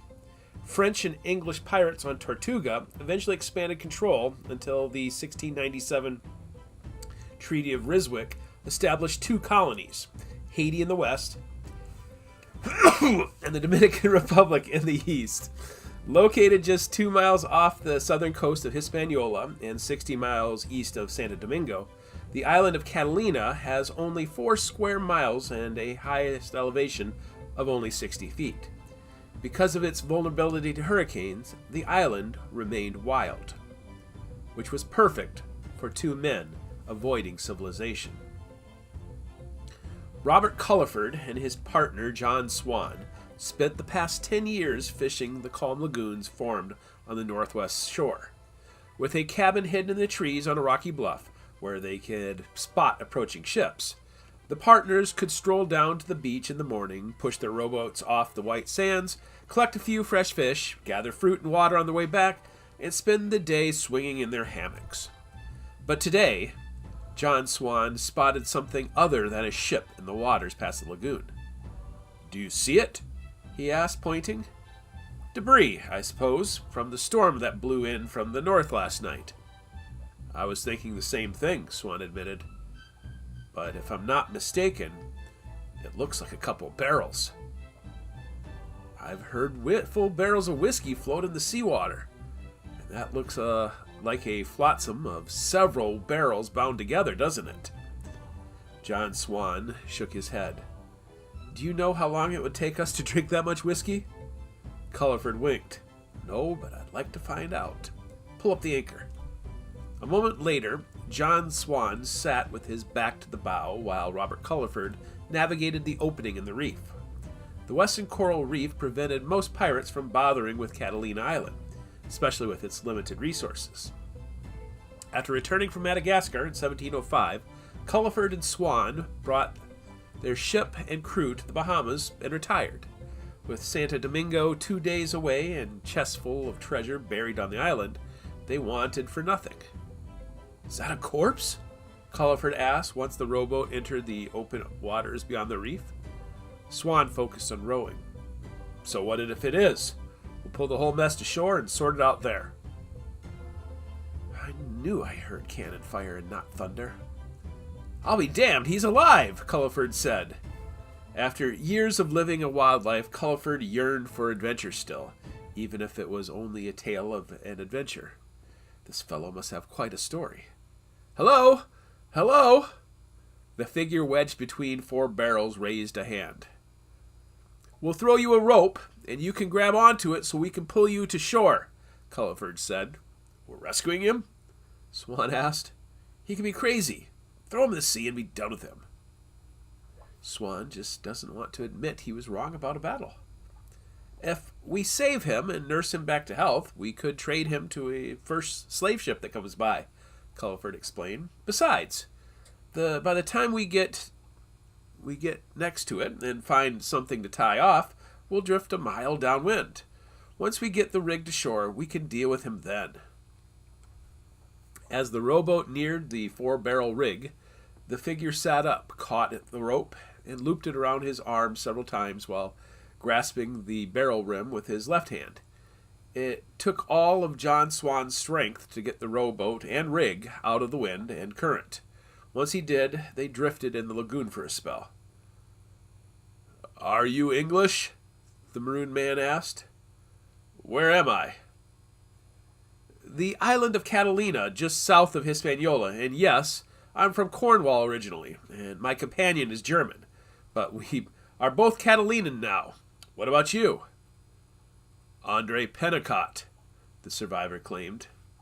Born in La Rochelle, but from the Louisiana colony. My ship was sailing to Santo Domingo when a storm came up and sank us. Curious. Is he lying about the battle? You've drifted quite a ways from Santo Domingo, Andre. You floated for almost 60 miles. Help me to shore, and I'll make sure it's worth your while, the man called out. 4 barrels of rum, Culliford observed once the boat was back on the beach. When the survivor took a bit of fresh water and found strength to stand, Swan suddenly looked dwarfed.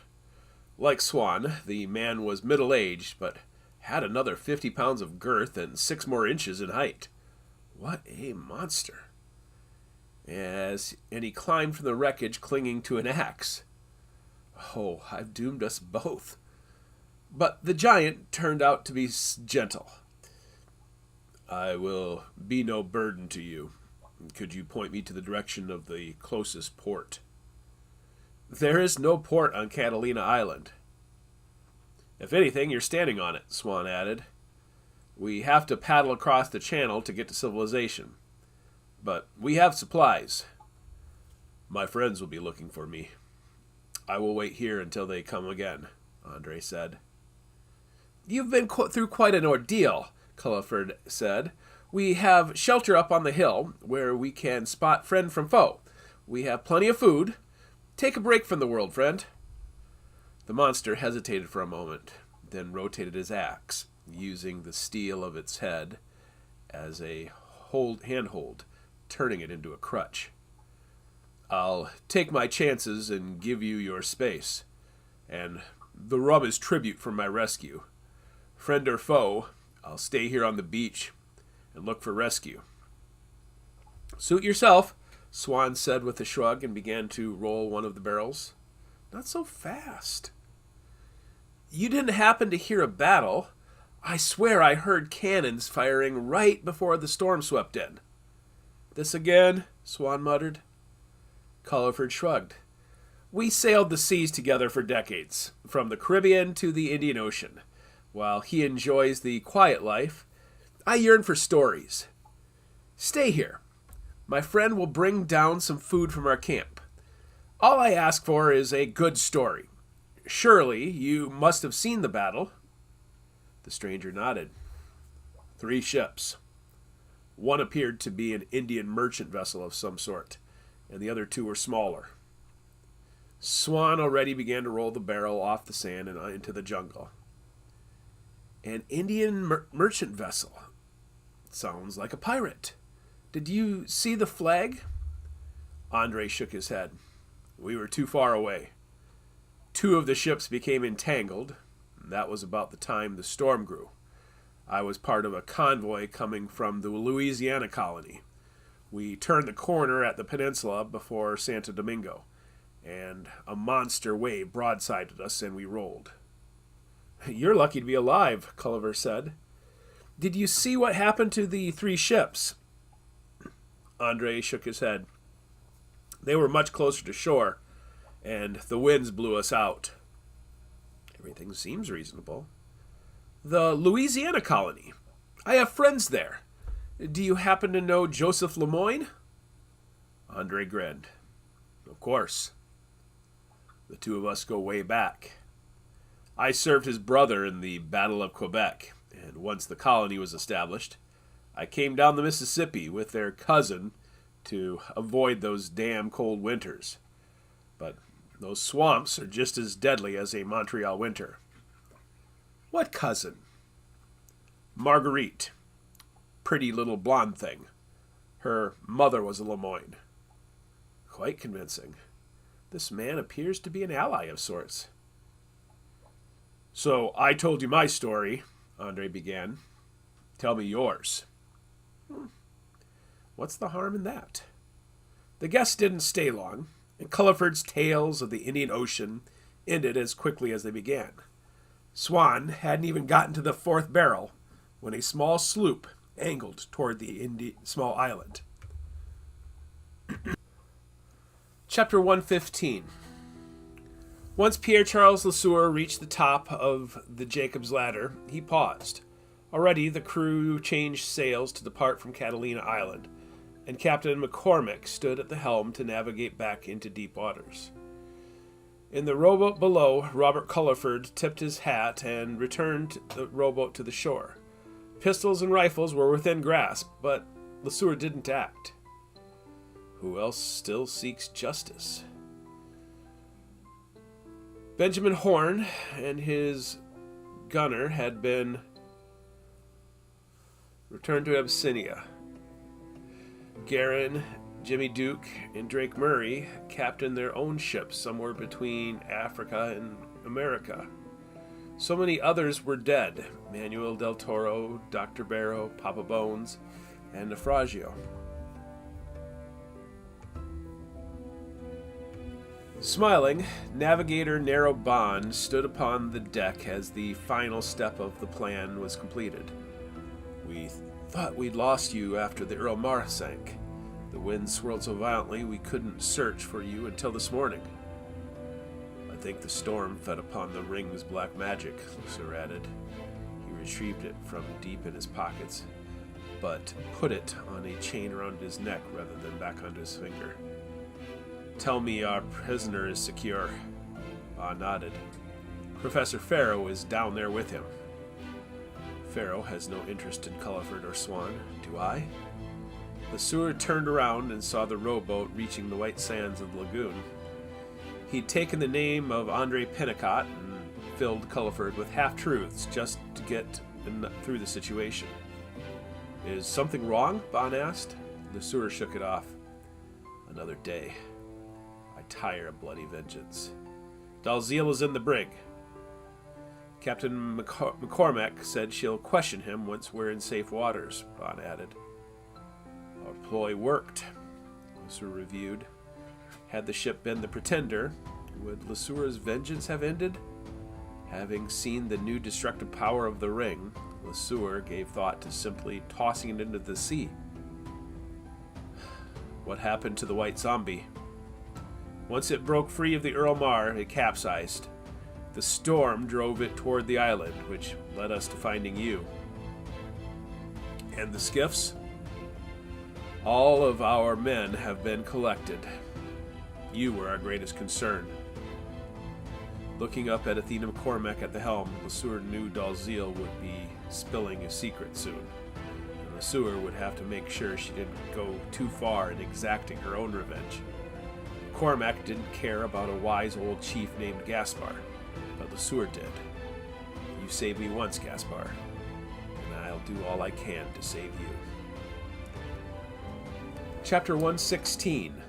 The Tower of London, England, 1715. Sir Isaac Newton sat down in a chair facing the prison cell where he'd kept Pierre-Charles Lesueur locked up. reviewing the conversation that had given him his first victory against time. I only have a short time left on this earth. I need to do more. Bernard Clairval remained standing in the open doorway of the Mint offices. It pained Newton to see his companion of 2 decades struggling with his health. He knew little of Clairval when the Priory sent him, and now, as he transitioned out of his role, Clairval remained a bit of a mystery. Clairval finally announced, "He's here." Newton rose from his chair, touching the bars of the cell for perhaps the final time. "My time in power is coming to an end. I've restored the former glory of the Priory of Ormus. I have helped make England a Protestant country and have punished the Catholic nations with 2 decades of war. I must now prepare the next generation to finish what I have started. Lady Columbia is groomed to do my bidding, and now I must finish my shepherding of the Priory of Ormus while I still have breath." Despite being 72, Newton moved without the crippling burdens most men experienced in life, for his greatest toil had always been intellectual. He joined Clairval at the door. Walking from the gate was Bernard Clairval's replacement, Arnold Gimmelshausen, sent by an unknown powers to recall his aging assistant along with the guest. Newton could not help but gasp when he looked upon the face of Woodes Rogers. Who gets shot in the head and survives? "It is good to see you again, Captain Rogers." "Sir Isaac." The captain vigorously shook Newton's hand as Clairval and Gimmelshausen drifted to the corners of the room. Newton assumed his position at the desk. Rogers avoided eye contact. "I've come to apologize for my fumbling before Parliament. I clearly overestimated my sway with certain lords. I know how important it was to colonize Madagascar." The poor fool blames himself when it is I who have changed the focus. "You could not have predicted the death of Queen Anne, or how it would sway political tides. You, like your father, did England a great service. You've cleansed Madagascar of a pestilence, and in doing so, you have honored your father's memory. You are now an independent man, wealthy enough to go wherever you'd like to go." Rogers scoffed. "My wife has left me, and my petition to colonize Madagascar has been denied. Perhaps you could guide me once again." "Of course," Newton said with a smile. "When you were sent back to Madagascar, we believed our enemy remained in the fabled Templar colony of Libertalia." Newton paused as he realized he was repeating a narrative created by Baron Lahoughton under a pseudonym. "But your reports proved how worthless a colony in Madagascar would be for England." "I don't understand," Rogers admitted. "What did you claim before Parliament? The pirates of Madagascar have gone native. Those who did not have obvious European ancestry signed a petition of clemency to Queen Anne, and those remaining with hostile intentions were sold into slavery.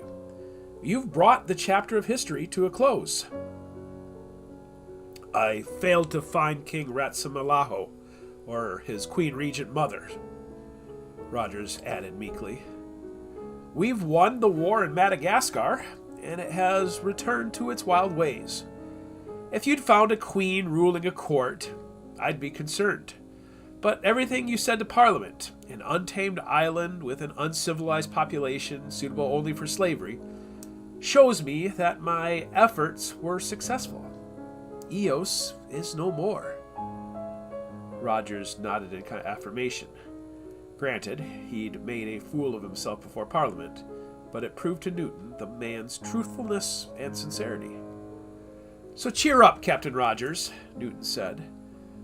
"I still have great plans for you. Bernard, review for Captain Rogers and Mr. Gimmelshausen our goals in America." Clairval first cleared his throat and then coughed for a few seconds before gathering himself. "We had 3 objectives during the war. England has claimed Hudson Bay, into which a series of rivers connect to the heart of the continent. We also claimed the peninsula of Acadia, which has value far beyond the fertile fishing grounds surrounding it. Yet, our final target, the colony of Louisiana, now remains out of reach, lest we want a full-fledged war with France to begin anew. "The Lemoyne brothers," Rogers said as Clerval caught his breath. "Send me, and I will discreetly see that the colony falls to ruin." "One thing at a time," Newton said. "Mr. Germelshausen, explain to Captain Rogers why Catherine is not here with us today." Unlike Bernard, Arnold was tall and lean with a thick shock of black hair swept to one side and a heavy Walser accent from the mountains of Liechtenstein. "She is rallying support behind King George and his son, so that a Catholic monarch never returns to the throne of England," Newton finished. "Long after I die, my plans for England and America will continue. She's fostering relationships with Protestant leaders in New England. Given time, America will rid the continent of French influence for us. To strengthen America, we must first deal with a new threat. And what is that, Mr. Germelshausen?" "Many pirates that once existed in the Indian Ocean have taken up residence in the Caribbean." "Always so brief," Newton elaborated. "Life has been cruel to you these past few years, Captain Rogers, so I will be sending you to a tropical paradise as it is described. But it will not be easy. If the rumors are true, it is currently a hell on earth, a place where thousands of pirates gather to rob, rape, and ravage everything representing civility." "The Bahamas," Rogers guessed correctly. "There you will find Blackbeard, also known as Edward Teach, but he's known to us as Edward Drummond, the man who betrayed your father.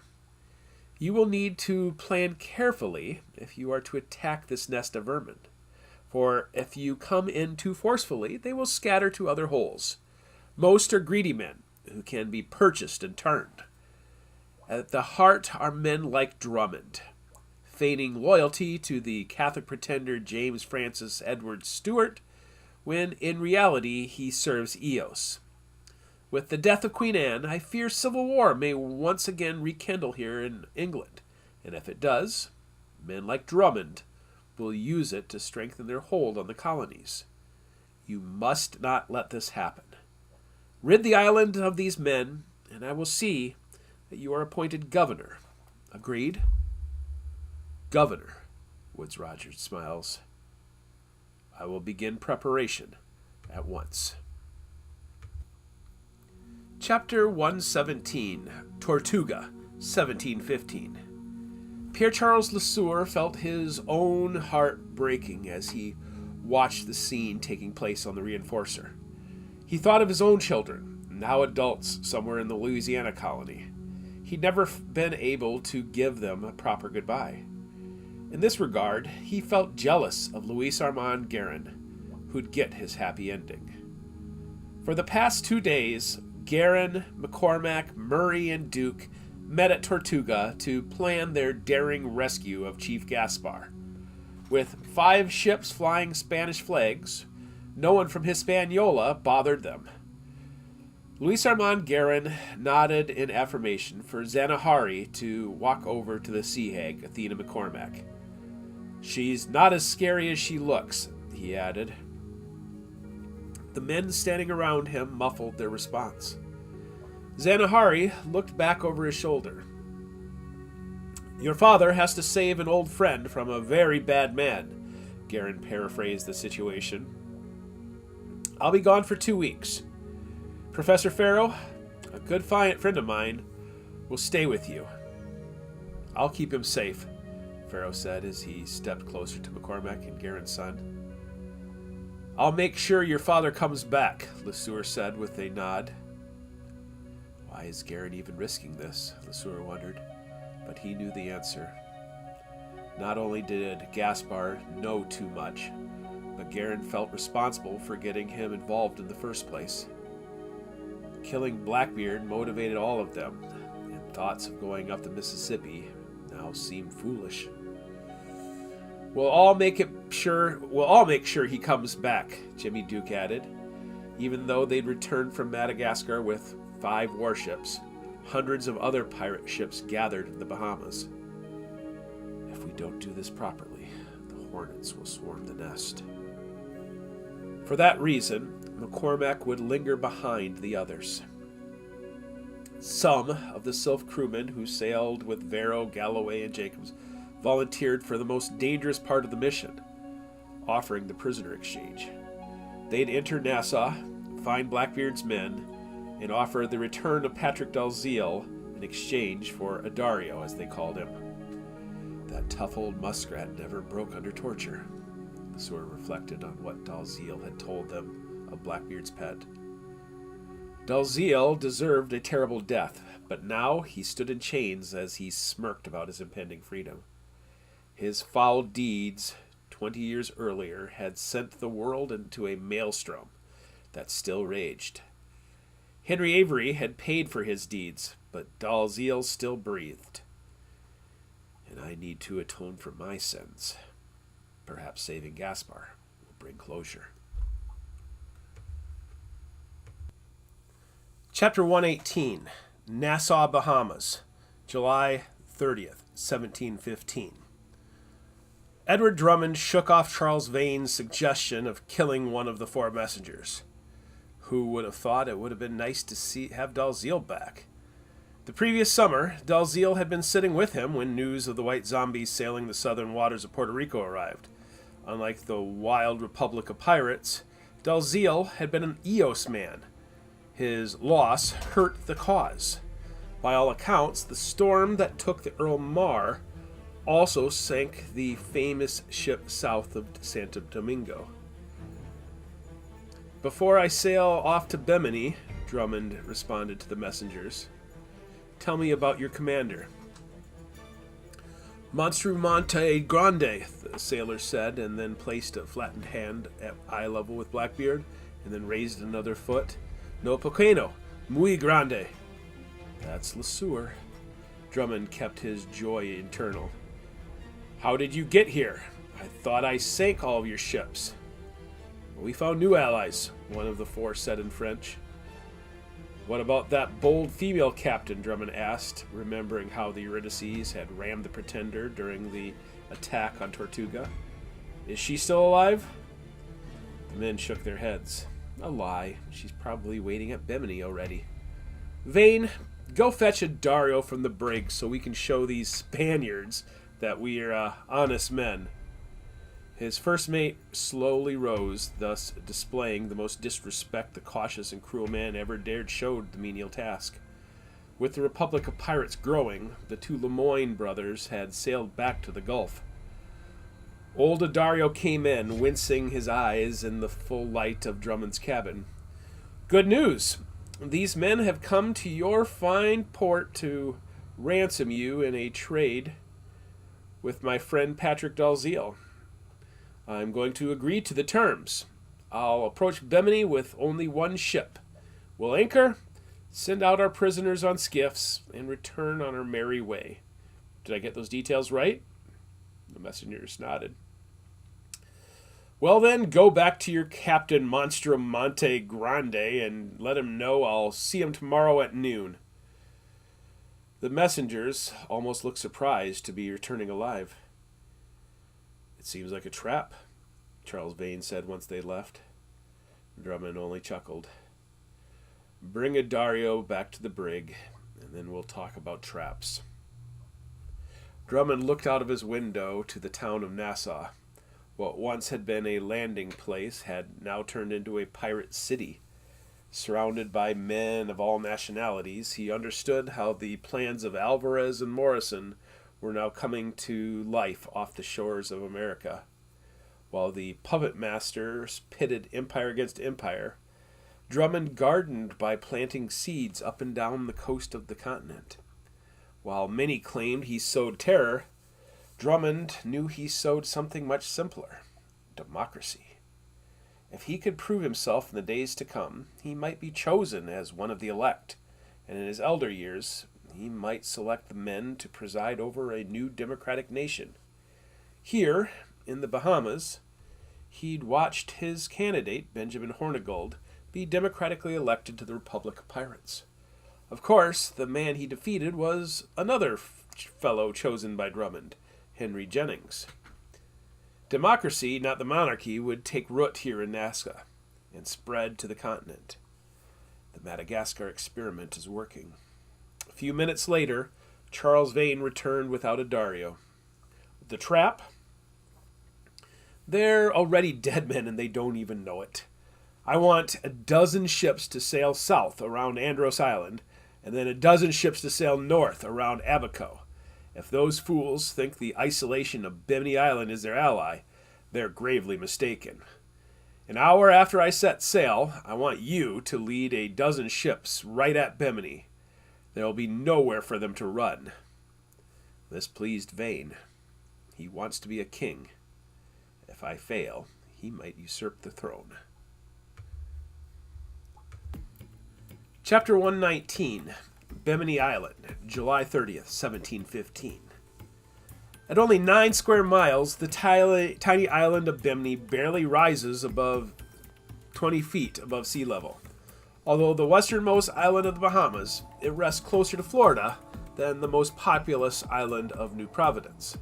Its name came from the misapplication of the Taino word Bimini, which connected to the legendary Fountain of Youth, sought after by Juan Ponce de Leon.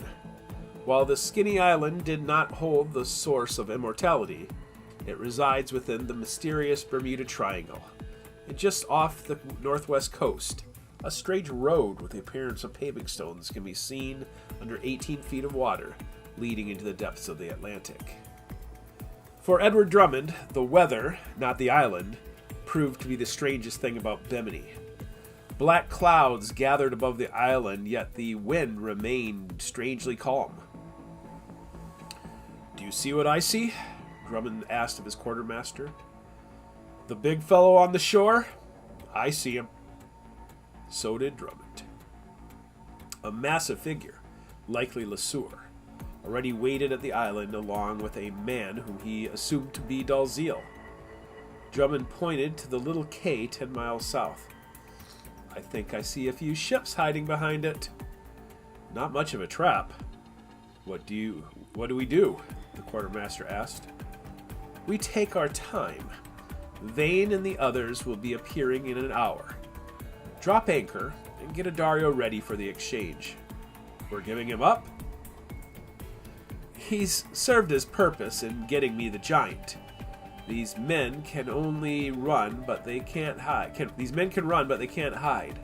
We'll play along for an hour. Keep an eye on those ships.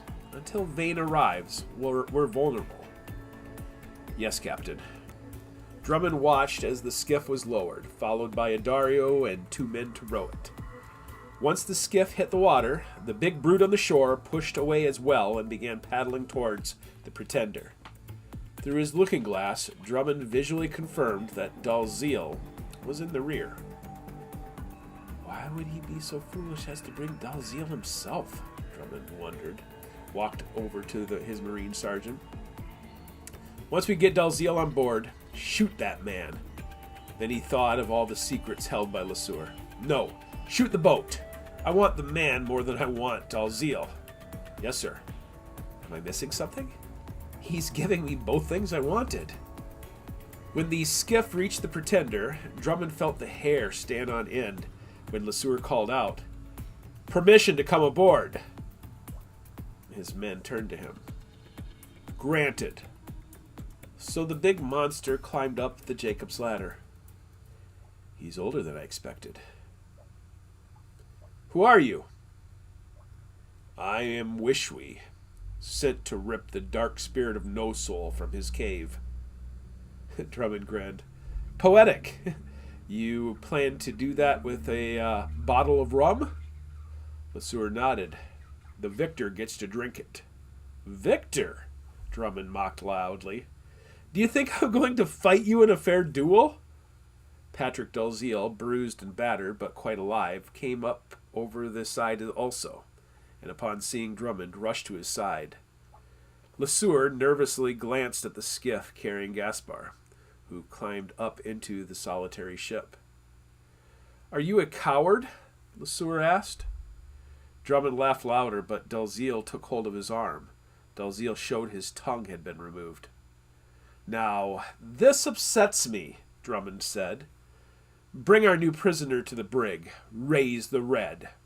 Lesueur put up no effort, and soon was dragged below deck. The quartermaster called out, "Sir, 4 sails emerging from the quay."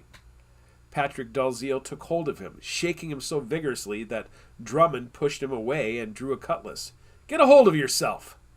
Dalziel motioned to his finger and then pointed at the big bottle of rum. "What are you trying to say? The rum is poisoned?" Drummond drew back his cutlass, and Dalziel almost tackled him, only to be pulled back by the quartermaster. Drummond finished, smacking the bottle hard enough that its contents spilled out on the deck. It wasn't rum. What is that stuff? The answer came in a gasp, and when he turned, Dalziel dove overboard, soliciting a slight chuckle and then absolute panic as the blue-green contents began to sizzle upon the deck. What have I done? Just then, a lightning bolt hit the foremast, and the sound and energy that followed knocked most of the men off their feet. Drummond found himself flat against his cabin wall. Looking up, Drummond noticed the black clouds swirled like the eye of a hurricane. "Get off the ship!" he shouted as the surface of the deck began to disintegrate. A man closest to it found himself caught in the strange web, and when his flesh began to melt, the other men followed Dalziel into the water. Anger kept Drummond's feet planted on the ship as the ship began to rock in the wild sea. When the deck dissolved to reveal the deck below, he spotted Pierre-Charles Lesueur staring up at him. Chapter 120, Bimini Island, July 30th, 1715. As soon as Gaspar climbed aboard, Louis Armand Guerin adjusted the wheel to point the reinforcer toward Blackbeard's Pretender. He almost called out for Duke. "What do we see on the horizon?" "Sails coming out of Nassau, straight ahead of us," the report came down. "Our ships are coming around the quay." Whatever Nassau threw at them, Guerin knew his Prussian warship would be able to take that punch and hit back twice as hard. Once past the Republic of Pyrates, the port of Nassau would be wide open for attack. Ignore the wasps and knock out their nest. "Sir, we have sails to the west." "West?" Guerin muttered. He ran to the poop deck where Narrow Bond pointed and then handed him the looking glass. "Spanish?" Guerin asked his own eyes. 11 ships hugged the Florida coastline. From what he could tell, the 11 ships were about 20 miles away and still heading north. Another ship, French from the looks of it, angled toward Bimini. Who are they? He didn't have time for an answer. A bolt of lightning came out from the low-hanging clouds and struck Blackbeard's ship. "Sir, they're abandoning ship," the lookout on the foremast shouted. "Fire on them as we pass," he shouted. "What about Lesueur?" Bond asked quietly. "He'll stay on that ship until one of them is dead. We'll all be dead if we don't crush this first wave of the ambush." He took one last glance at the Spanish ships. Even though the imperial powers of Spain, England, and France were at peace again, the sight of a Spanish treasure fleet could be enough to launch a new war. Luckily, the unexpected fleet had no interest in the fight. The cannons fired and rifles spit lead at the water, but in 30 seconds they flew past the anchored Pretender. Guerin jogged back down the helm. "Signal the other ships to trail," Guerin said. "I want the wolves to think they've found an easy meal." The other ships soon trailed, and the reinforcer passed through the gauntlet at full speed. The shallow waters near the shore were light turquoise, while the channel itself was a dark blue, making it easy to maintain the line right to Nassau. A dozen small sloops appeared from New Providence Island, but they spread out in a wide net. "Catch this wind," Garin called out. "Get us going as fast as we can." Behind him, a storm billowed above Bimini Island. "There it is!" Marianne. Captain Dalziel's information had been correct, including the identities of the captains of the Republic of Pirates and Blackbeard's chosen men to operate it, Benjamin Hornigold. Unlike the other rogues hired as part of the Republic of Pirates, Hornigold was educated, came from an aristocratic family, and more likely than not was an apprentice member of the Order of Eos. "Target that ship," Garin said. With cannons at the ready and marines loaded with sharpened swords and fresh powder, the reinforcer prepared to take out the strongest tooth in the jaws of the trap. Both ships fearlessly charged at each other, but Garin knew his other 4 ships followed tightly on his stern. The crooked smile on Garin's face disappeared, not because the Marianne loomed, but because beyond it, the horizon blackened with billowing storm clouds seemingly rising from the island of Bimini like a volcanic explosion. "Control yourself, Lesueur. Kill that bastard Blackbeard, and as old men we can retell the story again and again." Cannons fired on both sides. "Get down here, Captain," his quartermaster called out. Garin shoved his scope into his vest and began to jog down the stairs to the wheel. With his third step, however, the stair exploded into a splinter, and he found himself falling, head over heels, down the remaining stairs until he crashed upon the deck and slid into the supporting base of the wheel. He laughed, looking up at the face of Narrowban and his quartermaster, who both stood over him with wide eyes. "Scabby sea bass, that was close." He brushed off splintered wood from his chest. Beyond the wide eyes of Ban and the quartermaster, he found himself distracted again by the dark clouds expanding from Bimini. "What's happening, Lesueur?" He reached out a hand to Ban. "Help me up." Ban took hold of his outstretched fingers, but instead of jerking him to his feet, he clasped the hand with both of his and knelt down at his side. "It'll be okay, Captain. It'll be okay." The fear in Ban's eyes unnerved him. "Fetch Dr. Barrow." "Dr. Barrow is buried back in Tortuga. Why is he calling for a doctor? I only tripped and fell." Garin pushed himself up to his elbows, giving him a view of the stairs, where a cannonball had blown a hole right into his cabin. That was a close call, he thought, attempting to stand, only to have Ban push him back down by the shoulders. Then the pain arrived, with the red blood that was spurting all over the deck. "Is that my left boot back on the stairs?" He began to scream.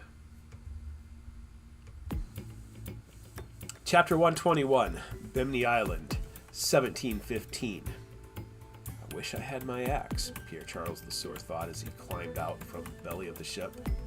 A vaporous fog flowed around him, but also avoided Blackbeard. "I'll hew him down myself." Lesueur picked up a spare cutlass. Blackbeard drew a pistol, but by the time he fired, Lesueur ducked behind a main mast and received only splinters of wood. A second shot fired but whizzed by. "Can't we just sit down and talk?" Drummond called out as he retreated to his cabin. Lesueur moved from behind the mast and picked up another cutlass near the navigational wheel. The crew had left their captain to his fate. Lesueur quickly peeked his head above the doorway and pulled it back as a lead ball shattered the doorframe. He repeated the act as the fourth pistol discharged. Lesueur filled the cabin doorway.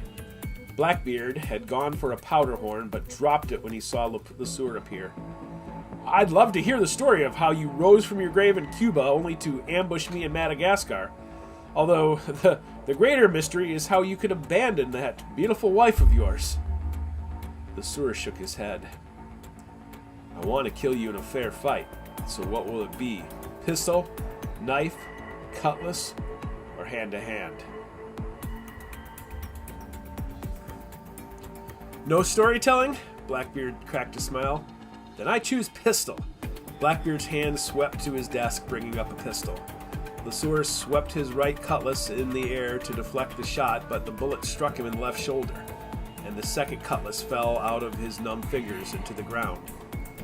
Undeterred, Lesueur thrust his remaining cutlass at Blackbeard, who backed up and tried to use the desk as a shield. Lesueur sent it flying with a kick. Trying to avoid the desk, Blackbeard stumbled and Lesueur thrust again, catching him in the thigh and sending him to the ground. Blackbeard's feet kicked frantically, and Lesueur aimed his thrust for Blackbeard's chest, but at the moment of impact, he moved away, creating a slice to the side of his ribs. The cutlass stuck in the floorboard, allowing Blackbeard to kick him in the knee and knock him to the ground. With both men on the ground, the two cutlasses slashed wildly at each other. Each man drew glancing blows, but were unable to land a fatal blow.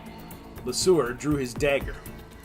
Blackbeard retreated briefly, just to get to his feet or for a better attack, but Lesueur reached out and sunk the dagger into the man's calf. Blackbeard swung the cutlass, severing Lesueur's hand at the wrist. He took a breath to bellow in pain, but Lesueur's blade swung for his head, and Lesueur managed to deflect the blow with his own cutlass. Both men rose to their feet. The ship rocked and buckled, adding to the dizziness of blood loss. An arm, strengthened for a life of chopping wood, released a blistering assault on Blackbeard, who defensively caught the blade with his own cutlass, but steadily lost ground. Lesueur pursued, and with Blackbeard just a stride in front of him, a concussion of energy lifted him off his feet and threw him, along with Blackbeard, onto the main deck below. As he tangled with Blackbeard, he noticed that his ears rang with a high-pitched tone. But the rest of the world had grown quiet. Before he could even make sense of things, he was engulfed by white fabric. His strong right hand fist smashed into the back of Blackbeard, trying to do as much damage as he could before the pirate was out of his reach. A sail? A moment later, the fabric lifted to reveal the deck with Blackbeard just a few paces away. The beaten Scot tossed himself over the edge of the railing and was into the sea. Lesueur finally had a moment to make sense of things. First, he inspected the two white knobs protruding from his wrist, bones from his severed hand. He reached to his waist, ripped out his belt, and tightened it around his forearm with numerous loops that cut off the flow of blood. Looking back at the cabin, he clearly saw how another bolt of lightning had toppled the rear sail onto the deck. Then, for the briefest of moment, he thought he saw a stairway from heaven appear for him to meet his maker. A pillar of light appeared in the darkness as if illuminating the path of an angel, or for Christ himself to descend from heaven to join him in his darkest moment. No, Lesueur realized, it wasn't light in the darkness, but darkness swirling around the ship. The ring. Somewhere back in the cabin, his severed hand still wore the ring. He tried to crawl back to the cabin, but on only 3 limbs, the movement of the ship kept knocking him back down to his belly. Finally, he rolled to the main mast, and with rope from the rigging, he began to tie himself to the mast like Odysseus approaching the sirens. The released Shamir wouldn't hurt him, but without being in his possession, the ring did whatever it wanted. Chapter 122, Florida, 1715. Captain Athena McCormick watched the hurricane continue to track north along the Florida coast, while the Eurydice followed the shoreline to inspect the damage. The shore was littered with corpses and debris from the shipwrecks. You'd better not made that boy an orphan of this. You better not made an orphan of this boy. Most of the debris came from a Spanish fleet that had been in the wrong place at the wrong time. They'd found one of the ships, the Senora Carmen, still floating with its mast tangled in the underwater reef. A bit further up the shoreline, the Senora El Rosario had been tossed entirely onto the beach. 2 small campfires burned inside it, and the 10 marooned seamen waved to get the captain's attention. But she kept the Eurydice moving. Pirates are coming, you fools. Don't expect a rescue from these vultures. The previous day, McCormick had witnessed the birth of the hurricane over at Bimini Island. The sudden appearance of the storm surprised everyone in the region except for her. She knew where it had come from, and when it rose up, she lingered behind it. The oblivious Spanish fleet found itself blown ashore like leaves floating on the surface of a pond. The 12th ship, the fleet's guide ship, narrowly escaped the storm's vengeance. The French warship, the Griffin, had been part of the attack on the Natchez and Tortuga, and it most likely belonged to Eos. Seeing it in relative isolation made Athena want to raise sails and pursue. Had she listened to vengeance, she'd likely been hung up on the Florida reefs. The Spanish fleet took the brunt of the storm, and the lead ship flew ahead of the storm to the north. The rest of Eos didn't fare so well. The southern pincher of Blackbeard's trap, almost a dozen ships, capsized in the rough waters. Several others washed up at Bimini, but she didn't do much more than peek, for 2 ships anchored there to gather up surviving pirates. "Ship approaching, Captain," the first mate of the Eurydice told her. Her glass went to the shore where a scavenger party had gone to look for survivors in the newest wreckage. "I am fast and nimble," she reminded herself as she steered toward danger. "It's the Mary Dwyer," the call went out. Jimmy Duke's ship. Thank God. An hour later, the 2 captains exchanged information. After sinking a few of the Eos ships coming through the channel, the storm caught them before they could attack Nassau. The others, including the reinforcer, were blown north.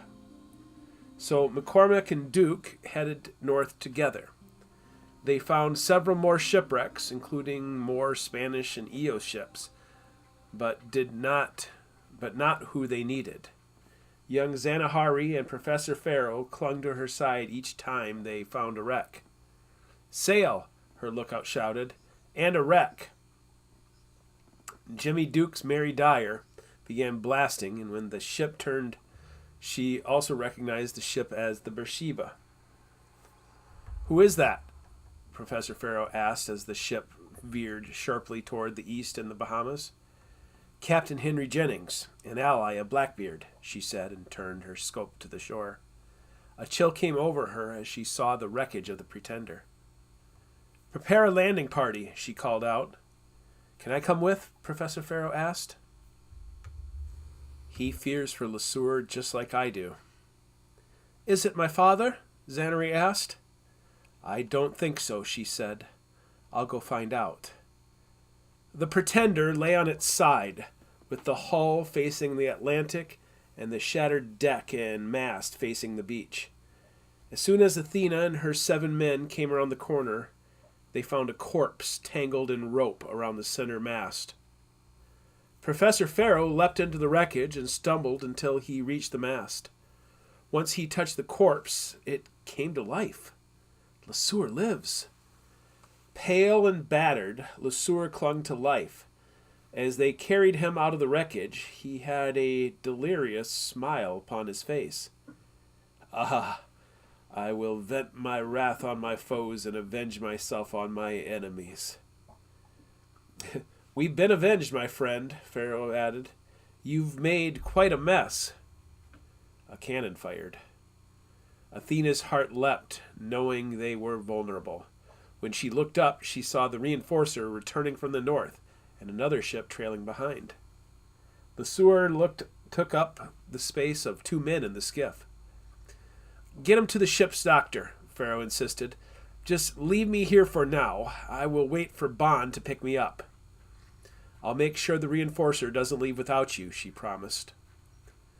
They lifted LeSueur back inside the ship using their skiff, and by the time they unloaded LeSueur, the reinforcer sent its own skiff to shore to gather Farrow and another to the Eurydice. At the helm of the big warship, she saw Nero Bond. In the skiff, she saw a pale Louis Armand Guerin, whose leg was missing below the knee. Zanahari gasped when he saw his father, but Louis Armand smiled and weakly lifted a hand to tussle his hair. "Never try kicking a cannonball, my son." Duke, Bond and myself, she realized. I'm the senior captain. The fight was over, even though it was impossible to tell who'd won or lost. As much as she wanted to search for the other two ships, continue with the attack on Nassau, or to simply search the wrecks for Spanish gold, she knew her duty. We're going back to Tortuga, she said. Chapter 123, Nassau, Bahamas, 1715. Edward Drummond returned to port on another man's ship.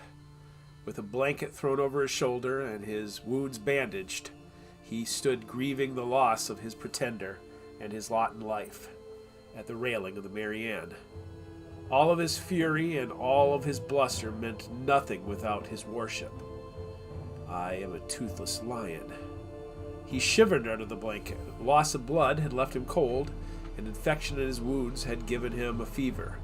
But if he laid down, he might not ever get up again. He looked back at Captain Benjamin Hornigold, who stood at the helm as he guided the tattered fleet back into port. Wanting to make the Bahamas a new Madagascar, he avoided being a tyrant and supported Hornigold's ascent to leadership. I've lost the advantage. I've created a monster I can't control. Hornigold and Vane arrived in Bimini while the storm still raged, scooping up terrified men who'd faced a monster with a magical ring. Dalziel, now without a ship or a tongue, fanned the fires once he'd been given pen and paper. Drummond had seen the madness firsthand, including the moments the dark clouds and dark spirits seemingly joined forces. Lesueur's ring. Once the ship docked, Hornigold was the only man brave enough to approach him. Let's get you into a soft bed and let a real doctor tend to your wounds. No, Drummond muttered. I'll stay here until everyone has returned. Best not be thinking of stealing my ship and going out there, Hornigold said in a joking manner that revealed a bit of truth.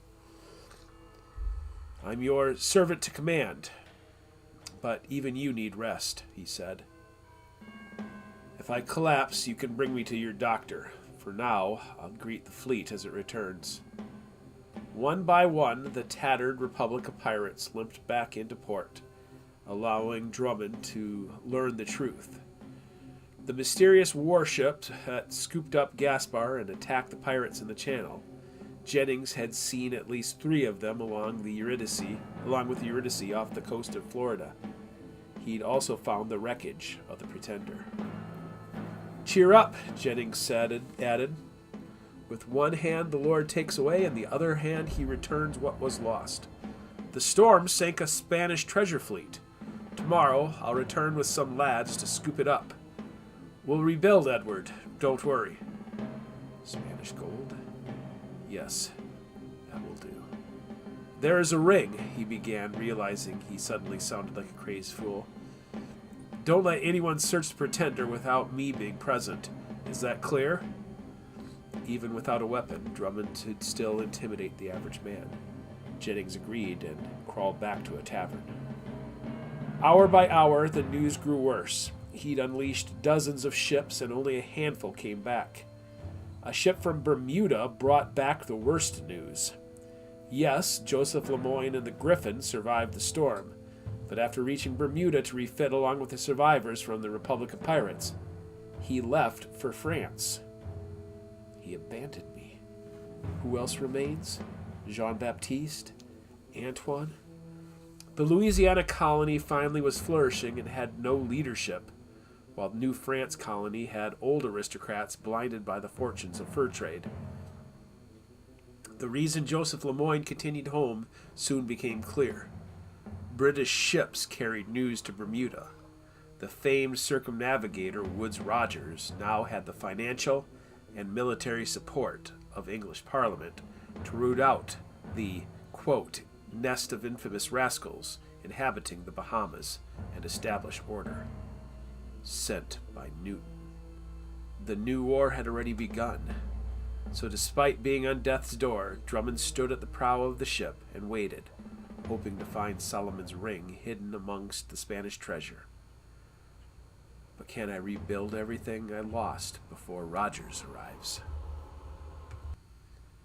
Chapter 124, Tortuga Island, 1715. Gaspar finished his prayer. Opening his eyes, he looked upon all those who'd had a role in saving his life. They gathered on the hill where the new village had been found. In the harbor below, 4 ships temporarily anchored. His oldest friends, Lesueur and Guerin, were now shells of their former selves, dealing with life-changing wounds.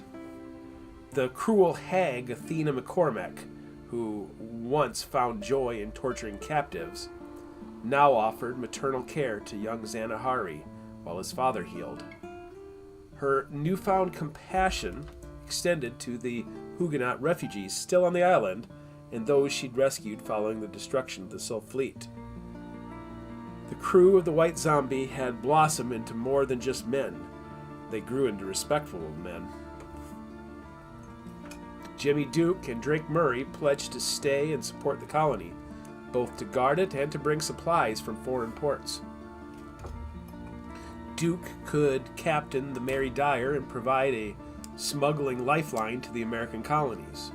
Drake would smuggle religious refugees out of Europe on transatlantic trips. Narrow Bond would replace Guerin as captain of the Reinforcer. Like Gaspar, he was on his final stage of life, and after traveling the world and gathering details for his world map, he now wanted to return to the mountains of his home. Professor Farrow, tossed around for 20 years, elected to follow and continue his study of Asia as a free man. Gaspar stood and looked past the familiar faces of his journey into the other faces who'd shared his harrowing life. The Natchez slaves, who had been used as pawns and were unleashed upon Tortuga Island, provided him with a new purpose. All across the hemisphere, warriors were being defeated by European colonizers, were put in chains, and shipped off to remote islands. In his day, he'd captured and sold Iroquois chieftains into slavery, and for his penance, he'd seen the French do the same to his Natchez allies. Now there were rumors of New Englanders selling the Micmac into slavery, and the Spanish had a long tradition of hauling off countless slaves to work in their plantations. As long as the Lord permitted, he and the surviving Natchez would find and ferry these people to freedom. Gaspar stood and embraced Bon and Farrow, whose journey would be the longest and most perilous. By whatever name you call him, may the Creator watch over you on your journey east. It seems the Creator has use for both of us old men, Narrowbond grinned, his almost toothless smile. When I look up at the stars, they will be the same stars you see at night.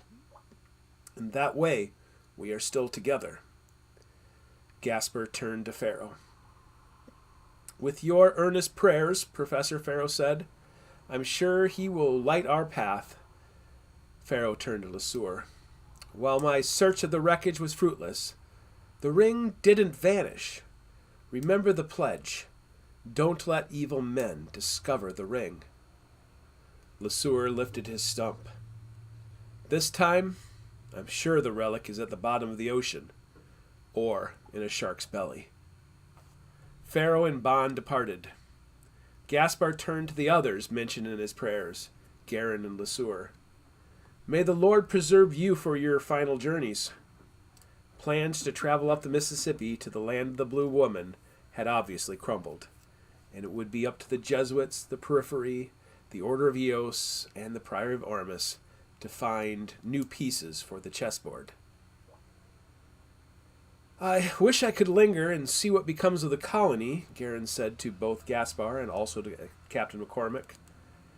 His leg had healed, leaving him with a stump below his knee and a pair of crutches. But a promise is a promise, and I still have duties to those oaths. He looked to Captain Drake Murray, who nodded with grim sincerity. Drake and Duke would both help on the initial leg of the next journey.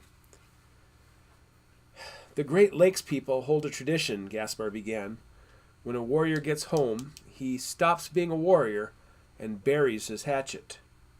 I worry that you will bloody your hatchet and show your son a dark path. Garin looked to LeSueur. The final story I mean to tell will not involve blood. I'll raise my son, and he, in turn, will take care of 2 crippled old warriors who intend to bury the hatchet.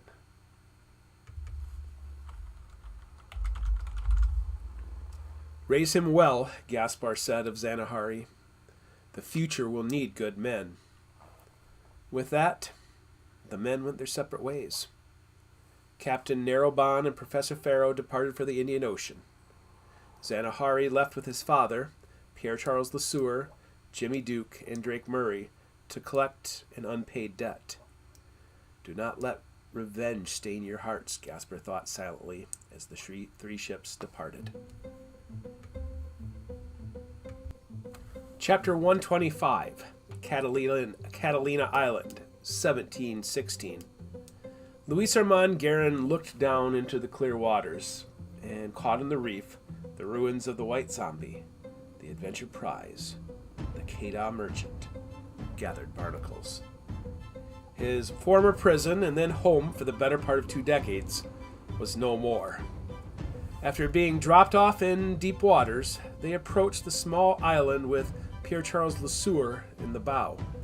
The long approach finally ended as the walls of sharp rock flanked the starboard side of the rowboat. LeSueur pointed out the lagoon, but Garin had to pause, exhausted. He braced his wooden leg against the seat in front of him and used his shoulders for most of the rowing. Son of a bitch, Garin muttered as he aimed for the center of the opening. The nose of the rowboat hit the beach with such momentum that it all but beached itself. With a hook strapped to his maimed forearm, LeSueur fumbled for a moment to climb out of the boat. He took the nose and dragged it the rest of the way out of the water and onto the beach. Garin, out of breath, took a moment before slipping his pistols into his chest holsters and then readjusting his wooden leg onto the healed remainder of his left leg. How pathetic are we? He accepted LeSueur's good hand to climb out of the boat. They both struggled to lift a chest out of the boat and set it onto the beach in plain sight. Are you sure they can see us? They should be watching us from that rocky peak, LeSueur again declared. We'll see how curious they are. Then I'm sitting, Garin said, flopping onto the sand. The trap had been set overnight, and when morning came, Jimmy Duke sailed within a mile of the island, dropped them off, and made a big circle with orders to anchor offshore of the island. On the western side of the island, Drake Murray already anchored the previous night. Garin watched as LeSueur adjusted his holstered pistols and a small hatchet. Are you sure about this plan? Gaspar is right. If we are to be done, we must turn away from killing. Neither of us can return to civilization without being plagued by assassins. We follow this plan, or what? Open our wrists? No, I still have living to do. Perhaps they left, LeSueur asked after a few minutes of waiting. Should we go knock? Garin teased. Do you ever look down and expect to still find your missing limb? There are times when I feel like I am wearing the ring and my hand is still attached. After this, we should go back and search the beach one more time, Garin asked. After this, our story is over. Garin sat up, looking around the quiet island. He nodded and LeSueur helped him up. The two traveled a few hundred yards from the beach and up the little bluff. Just as LeSueur anticipated, a small cabin had been built just above a clearing of trees. The cabin faced the gentle beaches, the reef, and the only place where a ship could land safely. Fishing, fruit trees, shelter, all a man could want. Ahead of them, a balding man wearing pantaloons with suspenders over his graying chest stepped out of the cabin. He yawned and staggered toward the small cliff, urinated off the edge, and with a large scope studied the ship anchoring offshore. A larger man of similar age came out of the cabin and immediately went to the campfire and stirred up the coals. He was clothed in an oversized white shirt, a large, wide-brimmed hat, and shorts that reached to his knees. I understand what LeSueur meant. They have an uncanny resemblance to us. When the big fellow reached the man with the scope and both turned to study the approaching ship, LeSueur took out his pistol and stepped forward. By the time the strangers heard the scrape of his crutch along the ground, it was too late. LeSueur leveled the pistol at their faces with the command, "Sit now." It's them. The startled men jumped and, seeing the obvious danger, obeyed without question, allowing Garin to hobble closer. He dropped his crutch and, with rope in hand, quickly tied their hands behind their backs while LeSueur alternated the pistol between their faces. Then he quickly bound their ankles together. We got him. Breathing a sigh of relief, he leaned back on his palms, just feet in front of his prisoners. LeSueur kept the pistol ready, circling behind them. In the distance, he saw Drake Murray with a landing party walking up the slope from their hiding place on the western shore.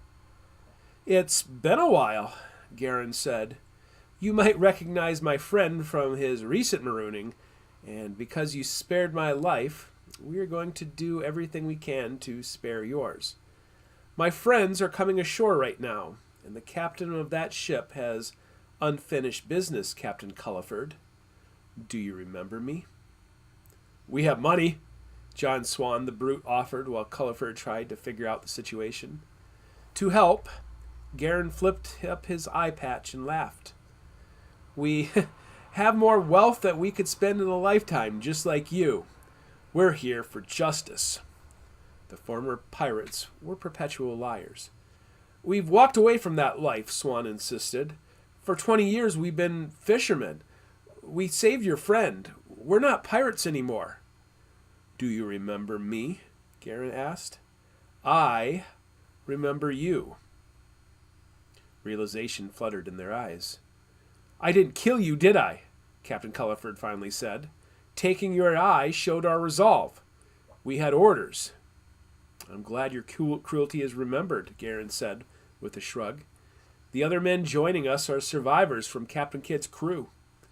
You might have delayed justice, and you might have hoped to avoid it all the way to Judgment Day, but it seems fate wanted you to pay for your crimes."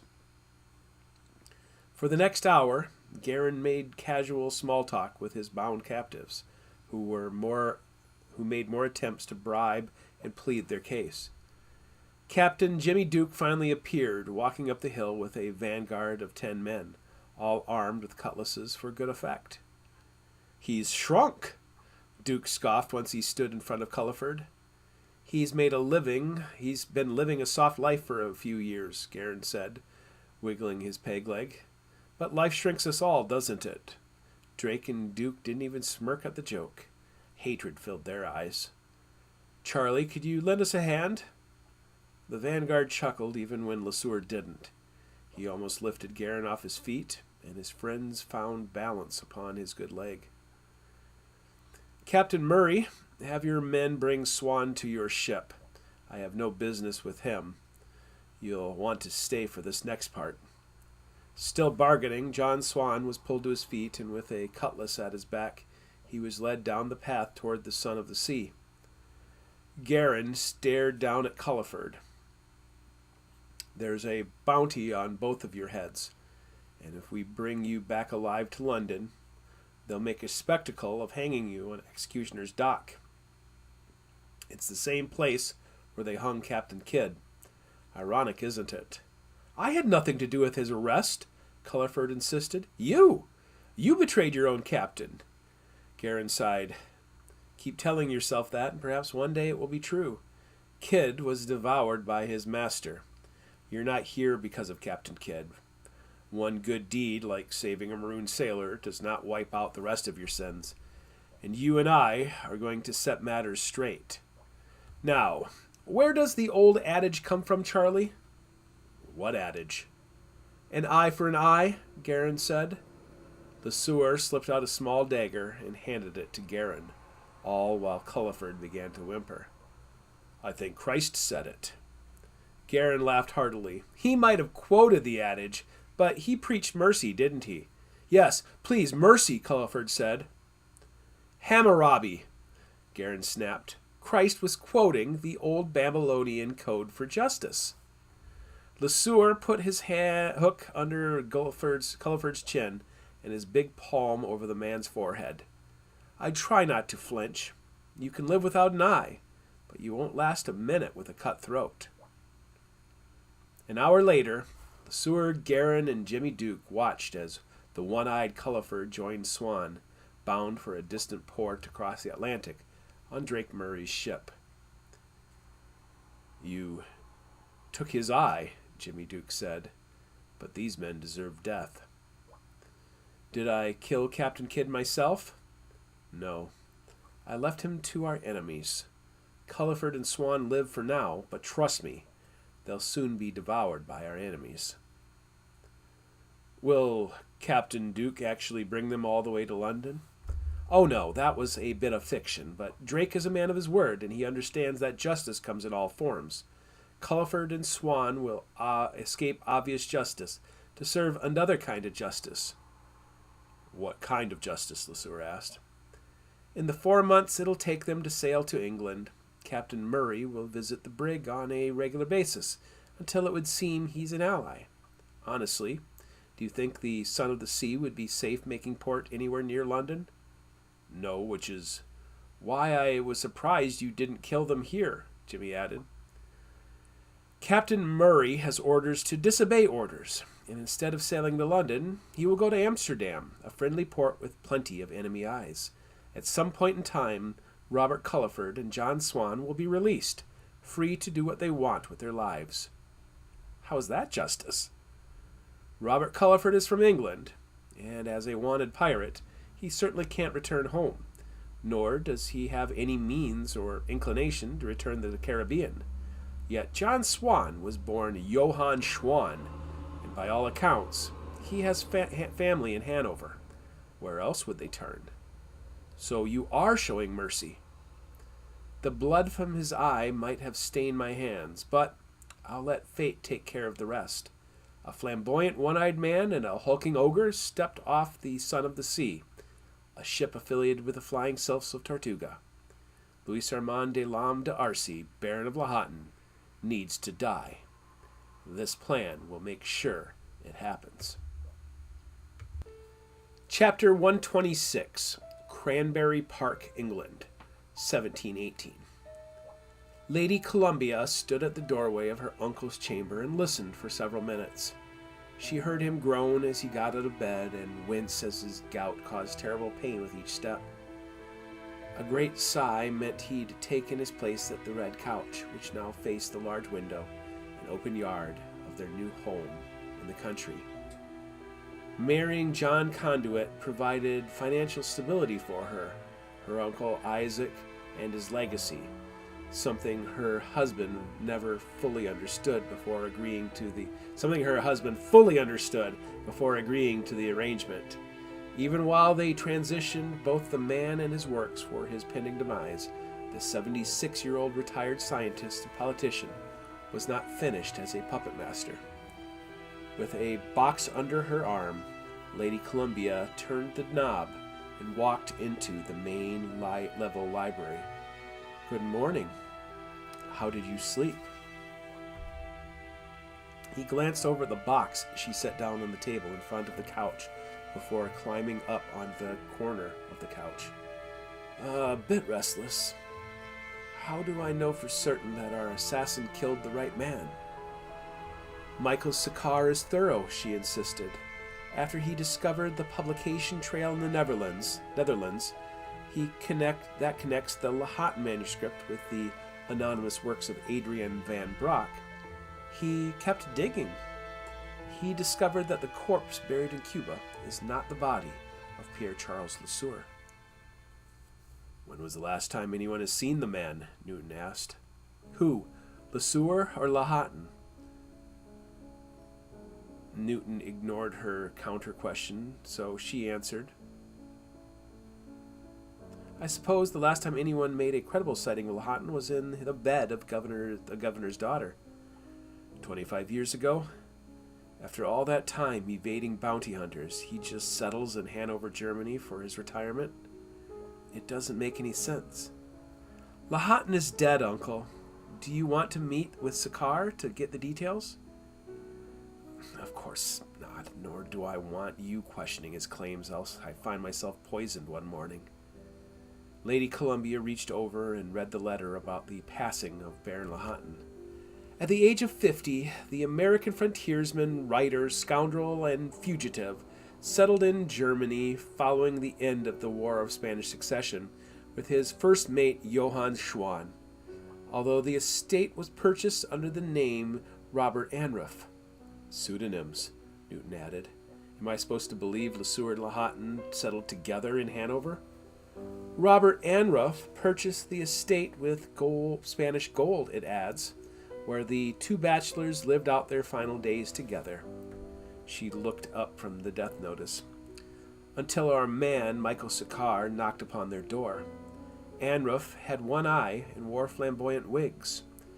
Johann Schwann, another pseudonym, matches the description of a first mate that towered over his captain. Lahontan is dead, Uncle. Lesueur is dead. Why do you fret? You've won. You're the last one standing. Imposters. Sakar probably killed the wrong men. Lesueur and Lahontan are most likely laughing at me on some tropical island. A flamboyant one-eyed man and a giant? What are the odds, Uncle? Occam's razor dictates that. Then where are the treasures that were stolen from my predecessors? Where is the stolen Elmaric map? Where is the ring? Why don't we have a party as we burn the ancient maps and texts? What have I accomplished? Lady Columbia took a deep breath. England is now a global power, ruled over by someone other than a Scot or Catholic. The island of Madagascar has been purged by pirates, allowing global trade to continue. The whole of Acadia, which they are now calling Nova Scotia, belongs to England, and despite the truth, New France teeters on collapse, to be gobbled up by England. Perhaps the box will cheer you up. What is it? Who sent it? Newton asked, showing no inclination of leaning forward to retrieve it. Our man, Woodes Rogers, shattered the Republic of Pirates set up on the Bahamas. This past summer, he took the town of Nassau and has turned pirate against pirate. Spain is worried his hunt for pirates is a veiled attempt to claim the entire Caribbean for England. What about Edward Drummond? As the Pirate King, he called himself Edward Teach, or simply Blackbeard. He fled from Woodes Rogers, and so did the rest of his ilk, but the reward you placed eventually did a trick. It is believed he was trying to make contact with his EOS contacts in the American colonies when his ship ran aground and he met a violent end at the hands of Captain Maynard, who earned his reward by bringing this to Governor Rogers. This will give his paranoid mind ease. Now her uncle was interested. He leaned forward to snatch up the box, which had a simple Latin phrase written upon it, Veritas Caput. Newton's momentary smile stopped when he slid the top from the ornate box. The stench of death permeated the room. Having inspected it already, Lady Columbia understood that the black fabric inside the box was a flag bearing the coat of arms Newton had fashioned for himself, the two crossed thigh bones. Edward Drummond's skull rose from the box with just a few pieces of flesh still holding the infamous black beard. Newton nodded and dropped the head back in the box. This is evidence of death. But even a severed head does not mean the war is over. Do you remember what I taught you about EOS? If we are to stop the world from coming to an end in 2060, we must stop them from finding the tomb. Lady Columbia nodded. It had become her legacy over the past few years. One day, Catherine Barton Conduit would die, and on that day, Lady Columbia would become an immortal, tasked with preventing an ancient alchemist from rising from his grave. Chapter 127, Aruba, 1718. Of the 700 islands in the Caribbean, the island of Aruba is one of the most southernmost. Although 20 miles long and 6 miles wide, much of Aruba's eastern shore offered wave-battered inhospitality, which is why pirates ignored it. When the Spanish discovered it in 1500, it was inhabited by the Cacateo, but after a century, the wild horses and livestock outnumbered the sparse population. In the 1600s, the Dutch also took an interest in Aruba, but not for settlement. While the Dutch utilized neighboring Curacao for salt harvesting, Aruba was deemed a worthless island to them. Located near the largest tropical rainforest in the world, the small island was mountainous and almost arid despite being so close to the equator. The perfect place to hide from the civilized world. Jimmy Duke decided 2 years after last visiting Aruba, he now knew where to anchor. He anchored the Mary Dyer almost a mile from shore, since reefs protected most of the island. He and a small landing party knew their approach could be seen. It was a 3-mile hike through shallow cuts and ravines before the volcanic mountain rose from the sea level to a height of 500 feet. The terrain was steady with few obstructions, allowing Duke to plod along at a relatively quick pace. Are they still alive? His answer came a few moments later as the ground began to shake under the thunder of hooves. A herd of Andalusian war horses crossed the base of the mountain, with 2 saddled horses breaking off from the herd for a closer look. Jimmy Duke threw his hands up and waited for the 2 riders to approach. Pierre Charles Lesueur and Zanahary Guerin galloped up to the small band of men. "Good to see you, old friend," Lesueur greeted. "Trouble?" "No trouble, but I do bring news. Where is Luis Armand?" "My father's tending the corral," Zanahary said. "We were rounding up some of the foals." "I'm sorry to interrupt," Duke added.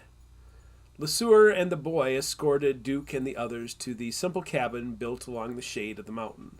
From the view, Duke could see his anchored ship and the beached skiff.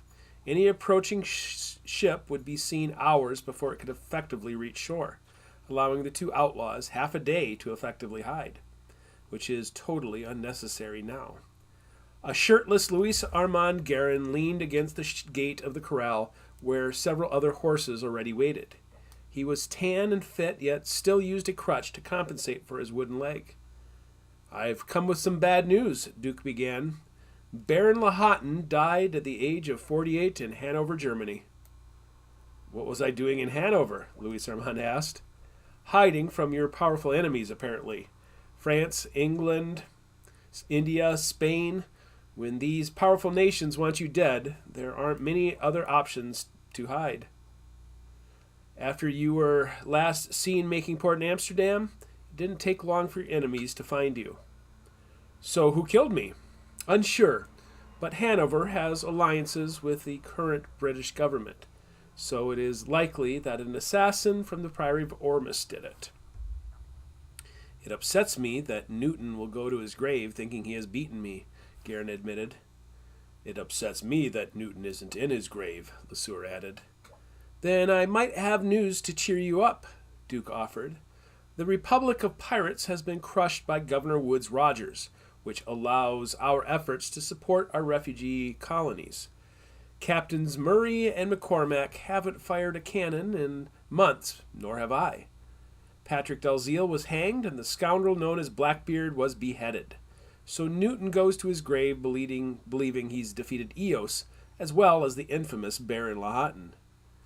"And Pierre Charles Lesueur?" "You died a second death in Hanover. It seems Captain Murray convinced the world that he took the hand off of John Swan. The assassin claimed it matched your likeness." The 2 aging men solemnly nodded, understanding they'd be allowed to grow old while raising young Zanahary.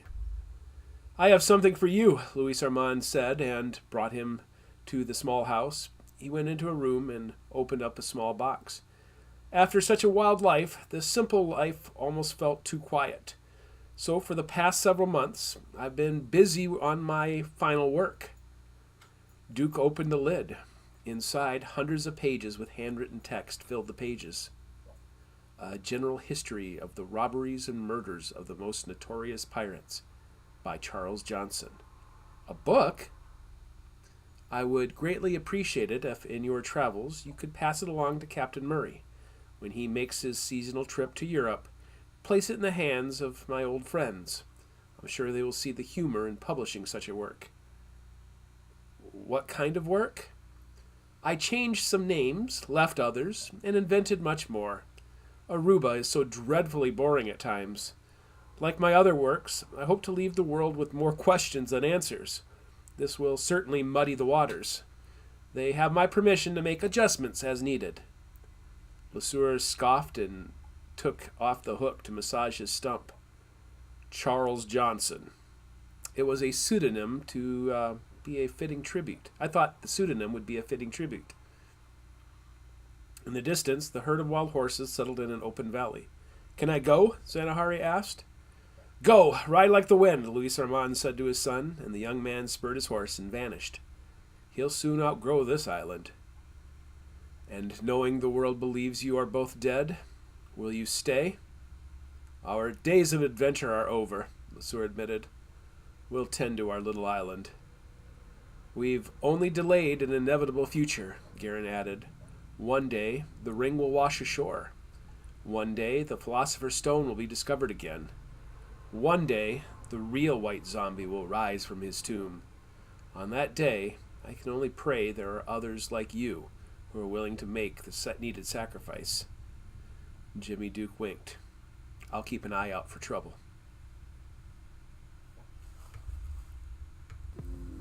Epilogue. Mount Kalish, 1718. Two old men looked up to behold one of the wonders of the world. I can't believe we've made it, Narrowbond thought. Do the gods not know our intentions? Why have they not stopped us? For Narrowbond, Mount Kalish existed in the shadows of his home in nearby Kathmandu. After crossing the earth, he and Pharaoh spent a winter at home before continuing on to their destination. For Professor Josiah Pharaoh, Mount Kalish had been unfinished business. He showed Bond the diagram of the Emperor's private examinations of the mountain. Before I was recalled to Bombay, we'd almost finished a complete study of the mountain's base. We need to make sure we're alone before continuing. Emperor Aurangzeb is dead, Bond muttered, and continued walking, and the flame of his curiosity has been extinguished. And what about you? Pharaoh asked with a grin. Are you still curious? I've spent my life traveling the world, pulling the curtains away to see what is hidden underneath, Nero began.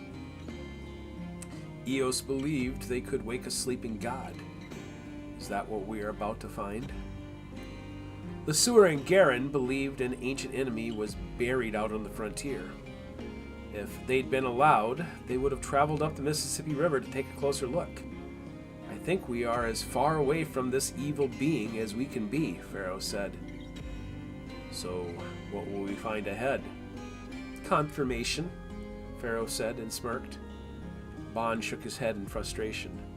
Was the Ark not confirmation? Was the ring not confirmation?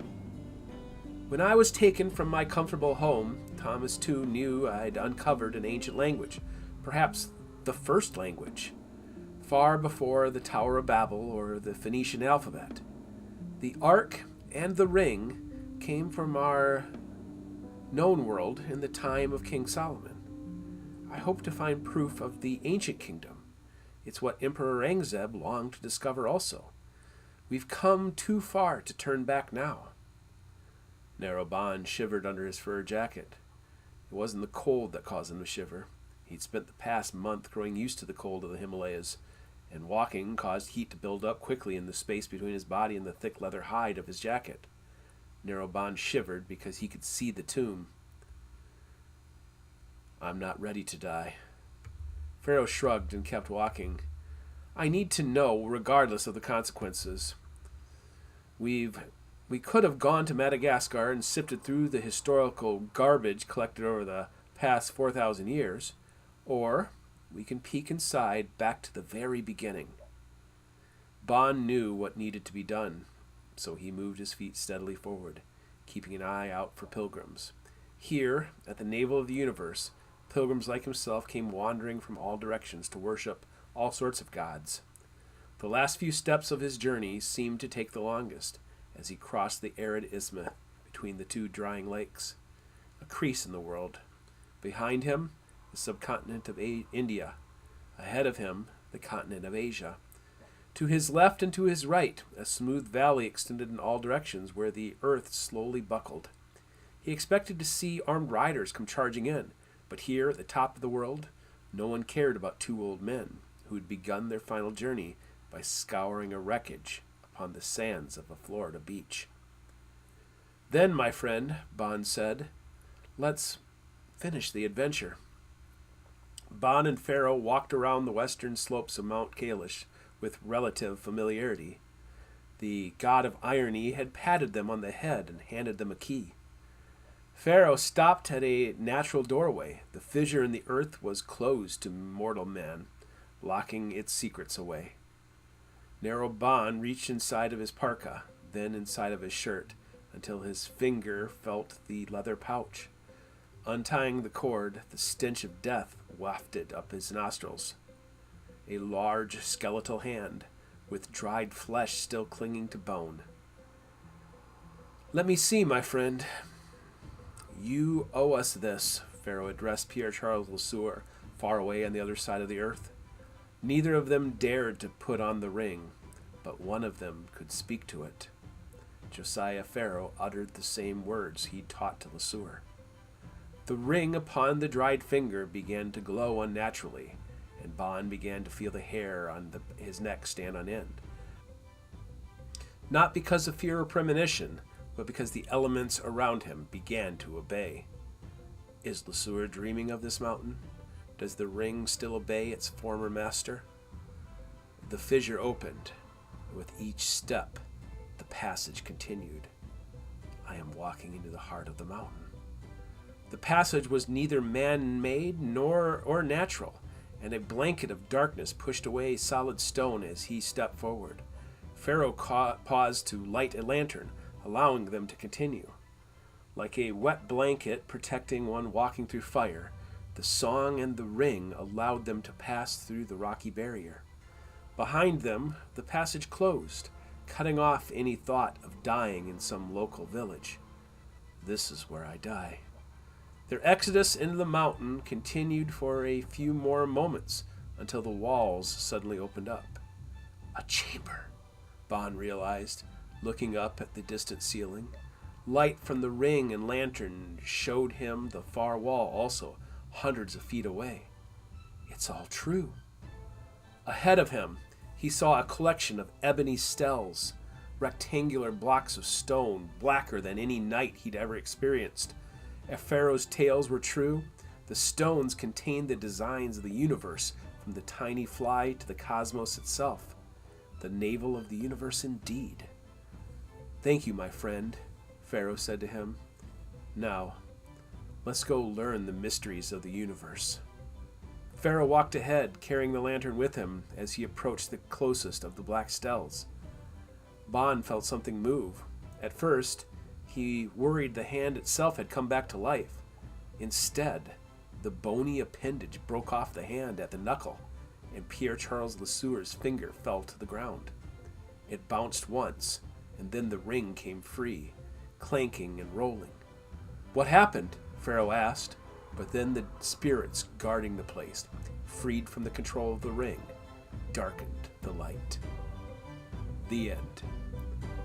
The quest continues for Sir William Drummond Stewart and Antoine Clement in The Alchemist Tomb.